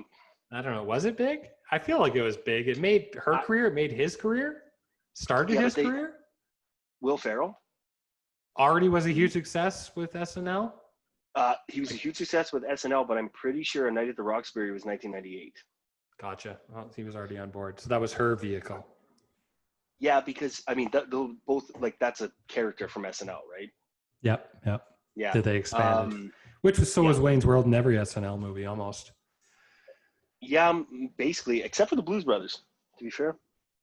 Was that not a skit? I 100% would have believed that would be a skit. It was a skit, but it wasn't a skit because they were a band. Like they had the Blues Brothers band, and then they put them on SNL. Obviously, they're playing characters when they're in the Blues Brothers band, but both of them were on SNL at the time. So then when they would put them on in like say 78, they got popular as being like, hey, like this is their band, but they're good, like and then it just kind of took off from there. So like one crazy thing sketch. About Belushi. People said that he would do karaoke just as good, if not better, than the people who actually did it, which is interesting to hear. That's awesome. Guy's an entertainer, man. What I love about the Blues Brothers, and I think I posted this a little while ago, is when they're at the bar and people are just throwing beer bottles, whether they like the music or not. They're just throwing beer bottles at the chicken wire fence. And at one point, I think they're throwing just as many beer bottles, whether they like the song or don't. And it's just like that kind of comedy is just classic. So good. Next up, Fight Club. We went into it. It's a game changer. This movie is so impactful. Huge. The Omega Code, I don't know. The Story of Us, I don't know. The Straight Story, I don't know. Excellent Cadavers, I don't know. Bats, I don't know. The Best Man? That's the other wedding movie. The Best Man is the other wedding movie with Taye Diggs. It's just like The Wood, I think. Love Taye Diggs. Never seen this though. Body Shots. Heard of it. I think that might be a Canadian movie. Low budget. Jerry O'Connell. Yeah. Sean Patrick Flannery. Boys Don't Cry. I think this was Kimberly Swank or whatever. Hilary Swank. Next up, Bringing Out the Dead. This is fun.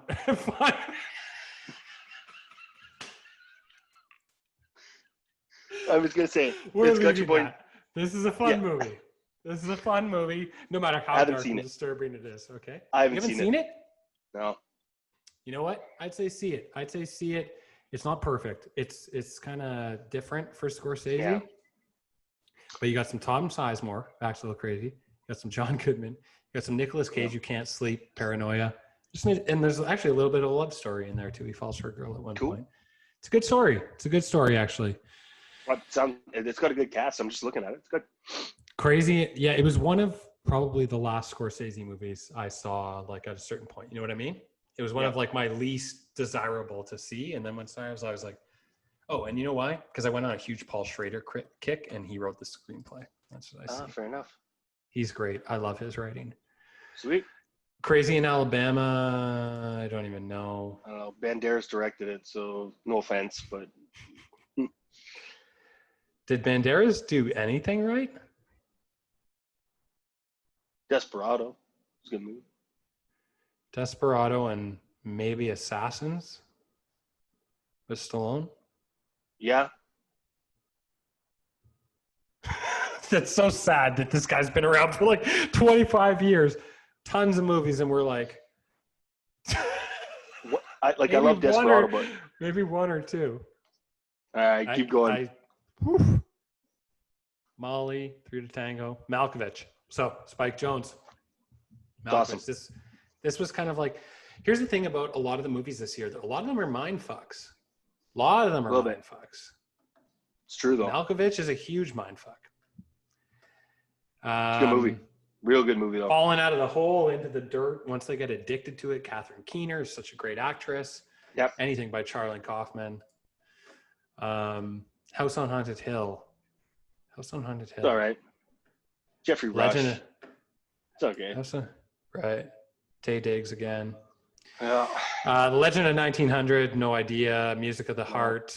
Okay, American movie. I don't want to skip over this, but I think this could be one of the greatest docs ever. It does say documentary live action. I think this is about two poor dudes in America. I've never seen it, but I want to see it. I think it's about two poor dudes in America trying to make a movie or something. It's supposed to be great. That's all I know about it. Okay. I can't find it anywhere. Huh? It's somewhere. We'll find it. We're coming up next. The Bachelor. This is the Chris O'Donnell movie that I'm talking about. That horrible another one. Tux movie. Another Tux movie, The Bachelor. We finally found the title. I don't think we had the title before. Well, a lot of those ones, they all have like the people on the screen where they're kind of just like, or like they're just looking at each like. Yeah, they're looking away from each other. Yeah. Yeah, or one person has this like really mischievous look, and the other looking one's at like, each other. It's just shit. Bachelor's a piece of shit. Bone Collector, not a bad movie, but also not like the best. So it's so. Like it really is so. It really is so. Denzel's actually sitting in a bed the whole time. It must have been the hardest movie for him to make personally, but the easiest movie to make to an extent. Yeah. I haven't seen it for a long time, but it's no good. I think the doctor's the killer. Spoiler. It's Noah Baumbach or whoever that dude is. Leland Orser. Is he in it? Leland Orser. Anyways, The Insider. This is probably the greatest movie I imagine to be on this list that I have not seen. I can't believe I haven't seen The Insider. Michael Mann. My God, this is probably. I mean, I just watched Heat recently, and Heat is through the roof. But I wonder if The Insider is even better. I don't know. Never seen it. When I'm going through the list of movies and I'm just looking at stuff, and I was like, "There's a Michael Mann movie in '99." I was like, "What? What the?" I think The Insider is probably a huge sleeper. I just watched that GQ breakdown of Russell Crowe where he says that the studio went up to Al Pacino and was like, "Back the kid." Al Pacino was like, "Give Crowe the nomination." He was like, "Back the kid," and then Russell Crowe did that for Paul Giamatti on Cinderella Man. He said, "Back the kid." That was his little story in it. But cool. I mean, anything by Michael Mann, I can't believe I haven't seen this friggin' movie. It's about cigarettes. It's about cigarettes, tobacco industry or something like that. Cool. Next up is Last Night. This is a Canadian movie. I've actually done a movie with this guy, Don McKellar. He's been an actor. He's a director. It's on Crave TV and stuff like that. Yeah. It's about the end of the world in Toronto. I think the cover has Sandra Oh in front of a streetcar. I think that's kind of it's one of those movies that I think when they released it, it would have had a different cover, and then Sandra Oh got big on Grey's Anatomy, and they were like, put Sandra Oh on the cover and re-release it now. You know what I mean? Or like when they plop it up on Crave or Netflix, they're like, put Sandra Oh like on the cover, like make a new cover because people will watch it, kind of thing. Yeah, but the thing was, maybe in America, like that would help for the American viewership. But the thing is, I know Don McKellar is a legend in Canada, and that movie won TIFF in say like 1989. It won Best First Canadian Feature by a Director. So like people thought that this guy has clout. They liked that movie. It was like a Canadian movie that went above the rest. Cool. Light It Up. This was like LL Cool J and stuff, no? Or was it a bunch of girls? Oh, Usher, Forrest Whitaker, Judge Nelson, Rosario O'Donnell. I remember it being on TV. This not really into it at all. I don't know if I think it's almost like a Step Up, Save the Last Dance kind of. I'm rich, you're poor, let's dance, right? Like I don't know. I could be totally wrong, but here's what I think. Is it High School High hardcore? Like gangster? Is it a non-comedy gangster High School High? Is that an interpretation that is like Might be incorrect but of it? You know what I high mean? school. Like Oh man, from the high school outside high- looking in, because I can't really remember this movie, but it's No. got Judd Nelson, who was in The Breakfast Club, and it's got Usher, who must have been super young in 1999 comparatively. Yeah. I just feel like it And was this like gangster high school Forrest movie. We got Forrest I don't even know what Whitaker it's in there about. too. I have no idea. Pokemon, the first movie. Can't even believe that we're seeing a Pokemon in this year. Never played a Pokemon game, never played a Pokemon card, never was interested in Pokemon, and honestly not interested in like anime at all. Zero. Same here. Never saw it. Don't care. Anywhere but here. Recognize the title, recognize people in it. Probably would recognize the cover. I don't know if I saw it. Maybe. No. Dogma. We talked about this. Yeah. Now, the controversial effect of this movie is more hilarious that he went in his stories that he tells on his DVDs or whatever of Evening with Kevin Smith or Evening Harder with Kevin Smith. He says how he goes and he was one of the ones picketing there with a sign being like, "Dogma is dog shit." And he actually got interviewed by the reporter who was like, "Are you Kevin Smith?" And he's like, "No. And I think this is a terrible movie. It doesn't deserve to be shown." He's like, you can find it on YouTube. It's pretty funny. That's hilarious. I'm gonna have to check that out actually. But yeah, Dogma, so good. Cast, writing, movie, Rickman, Carlin, like. Did he do anything in between Dogma and Clerks? What did he do? I know he did something. Mallrats and Chasing Amy. 2. Wow. Dogma is actually a mature effort, dealing with religion and taking all that onus on yourself, knowing that you're gonna get thrust into that bad position and doing it anyways. Yep. Took a huge risk, man, but got the right people to do it, especially George Carlin, because people would take him as that character seriously. And knowing Carlin, like the delivery of everything that Carlin says in that movie and the way Carlin is, like it was all believable because he's into this character because the character is basically George Carlin. I love me some Carlin. Like no one can mix comedy with the kind of pulse on society like South Park does, like Carlin. Yep. It's exactly. I'm a way to bridge that because I was like, he's just South Park before South Park. Felicia's Journey, the message story of Joan of Arc. I remember that Joan of Arc movie coming out and it being like, and they really pumping it, and I think it tanked really bad. Yeah. Really bad. I also remember that. Liberty Heights, no idea. But it has Adrian Brody and Ben Foster, Orlando Jones, Joe Montana. There's some people, Shane West, David Krumholtz. What the hell is that movie?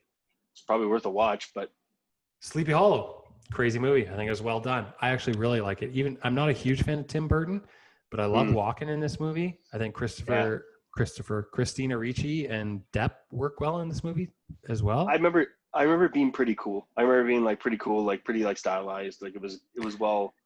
It was stylized, hitting its mark for Burton, which is like Batman 1 is not stylized well, hitting its mark.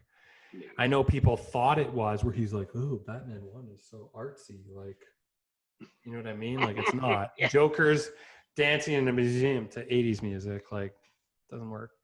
No. Horse Sense, never heard of these movies. RKO 281.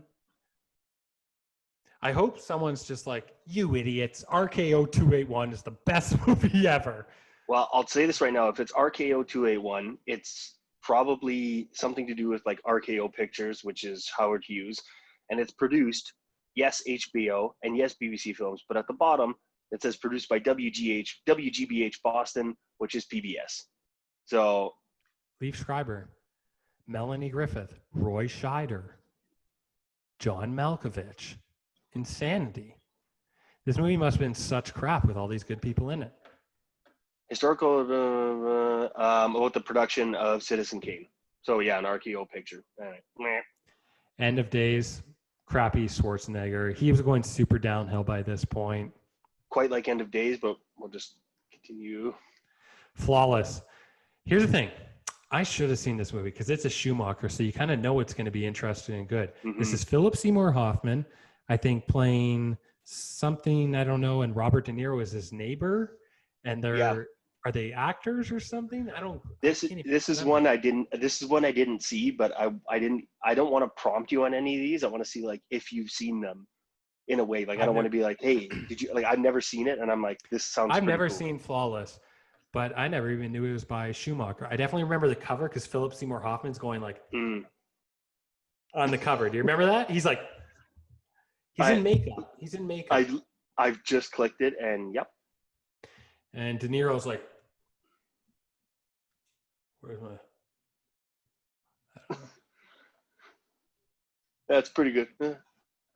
I heard things. It is good.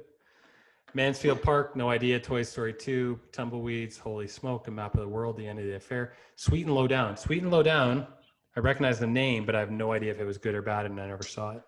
Me neither. I saw it was done by Woody Allen, but I don't know. I don't think Woody Allen movies. Cider House Rules. I would basically call this October Sky 2. These two movies seem exactly the same to me. The only thing I remember, I saw the Cider House Rules. It's pretty good. Like, it's pretty good.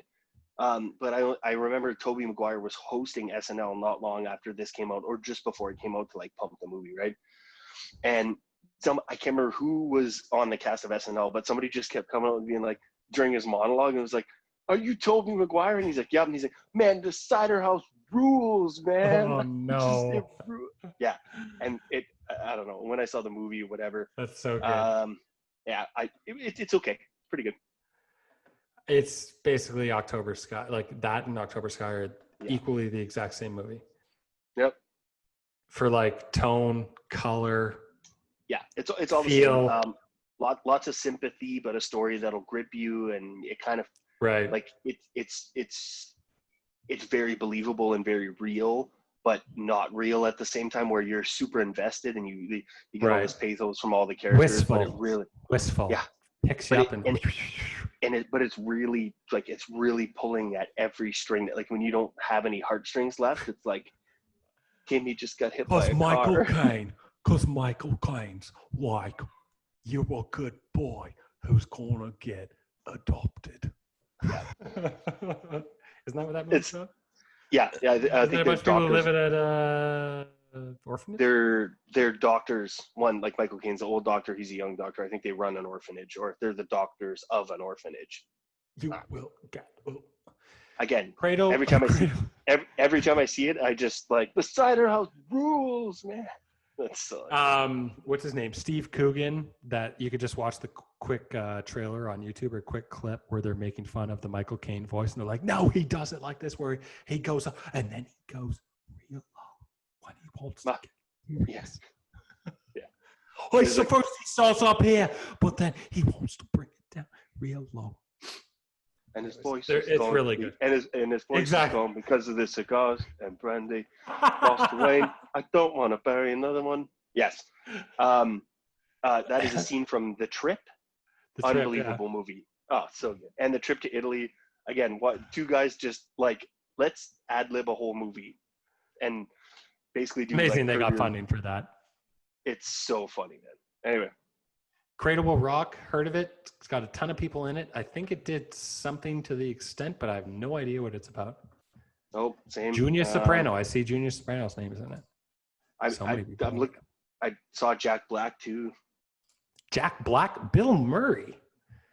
Man, everyone is in this movie. Okay, we have to name every single person. It's like Hank Azaria, Joan Cusack, John Cusack, Carrie Elwes, Philip Baker Hall, Bill Murray, Vanessa Redgrave, Susan Sarandon, John Turturro, Bob Balaban, Jack Black, Paul Giamatti.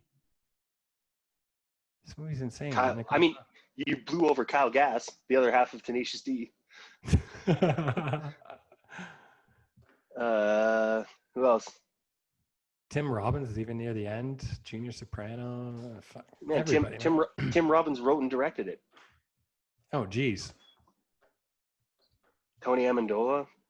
Yeah, there's lots of people. Cradle Will Rock? What the hell is that movie about? Okay. Cradle Will Rock. Well, you're definitely That's a confusing one. Mm-hmm.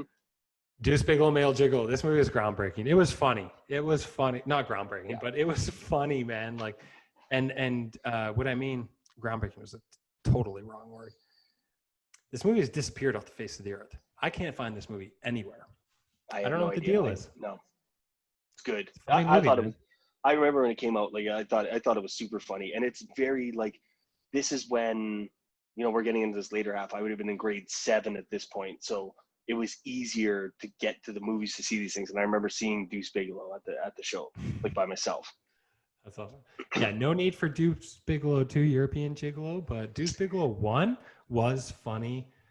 Still funny. I hope it's still funny. I haven't even seen it in forever because it's essentially disappeared off the face of the earth. I have not seen a I bet you can buy it. this movie. Oh, you buy it. I'm sure you can buy it on Amazon or something.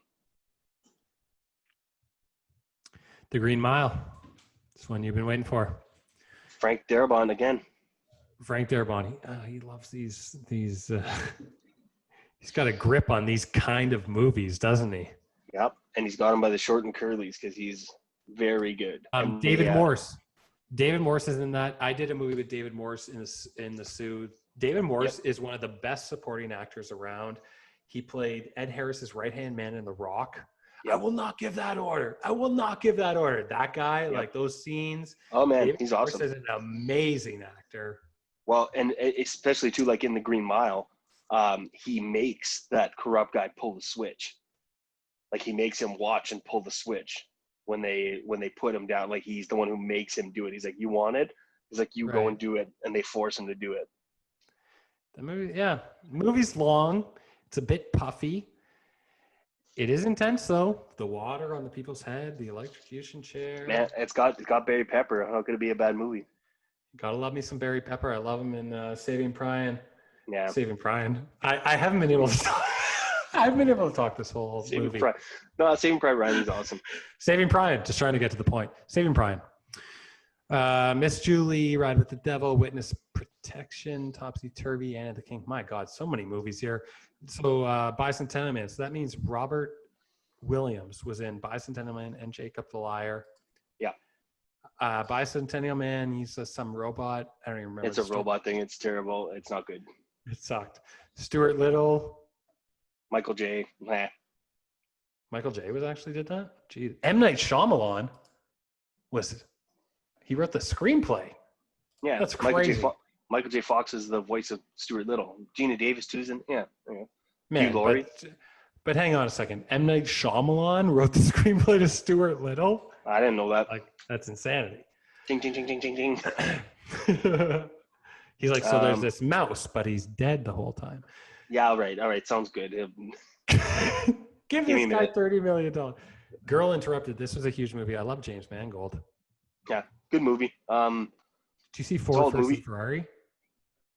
Yes. Oh yeah. Yeah. The sound of that movie alone, so good.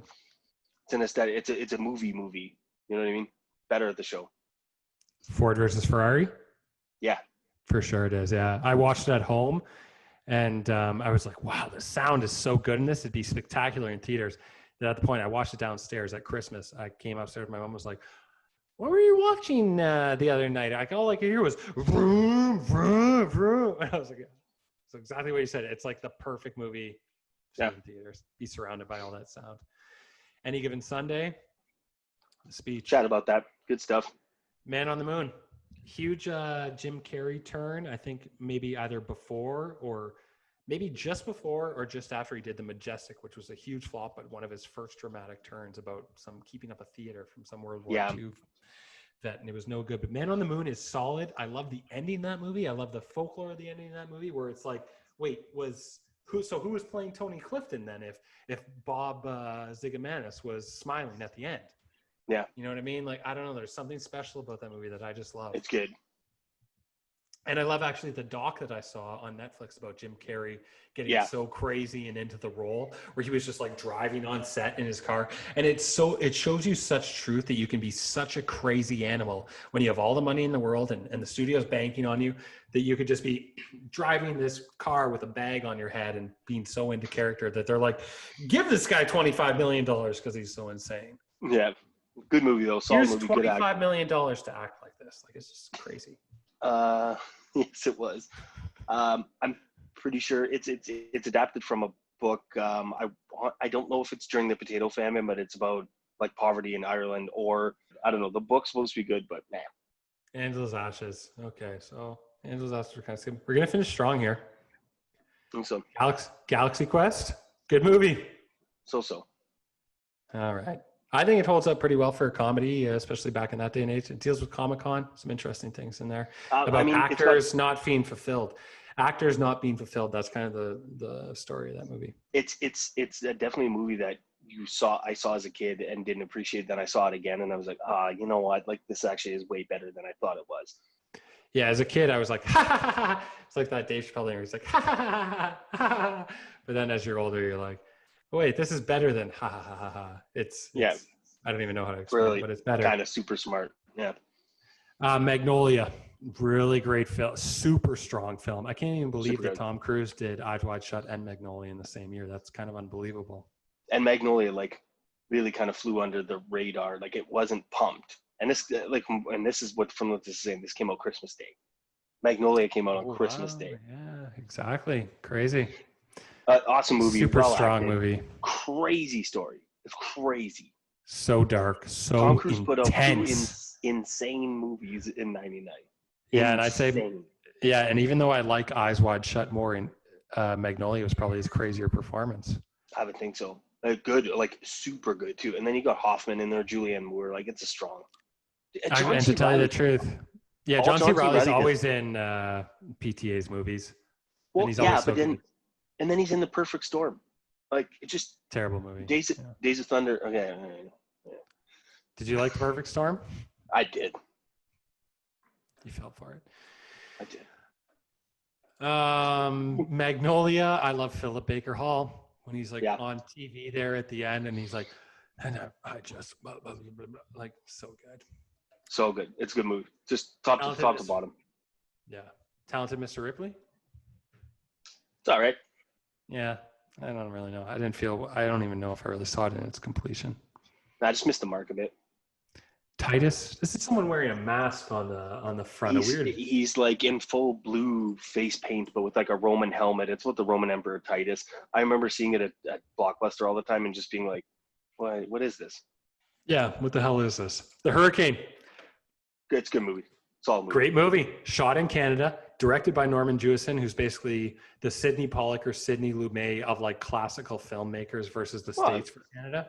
And he's also Norman Canadian, Jewison right? Is the Canadian. That's what I'm saying is Norman Jewison is the Canadian version of like the quality, classic, flawless filmmaking styles of Lumet and Pollack. Like these guys that were from the 70s and 60s. And I dare say Norman Jewison directed Saturday Night Fever, that we were talking about earlier. No shit. I don't think he did. No way. I'm pretty sure. That's a New York, Brooklyn movie. There's no way they're getting a Canadian to direct it. One thing is they did get a Canadian, this guy named Ted Kotcheff, to direct the first Rambo, I believe. And this guy, Ted Kotcheff, is a Canadian who's a great director.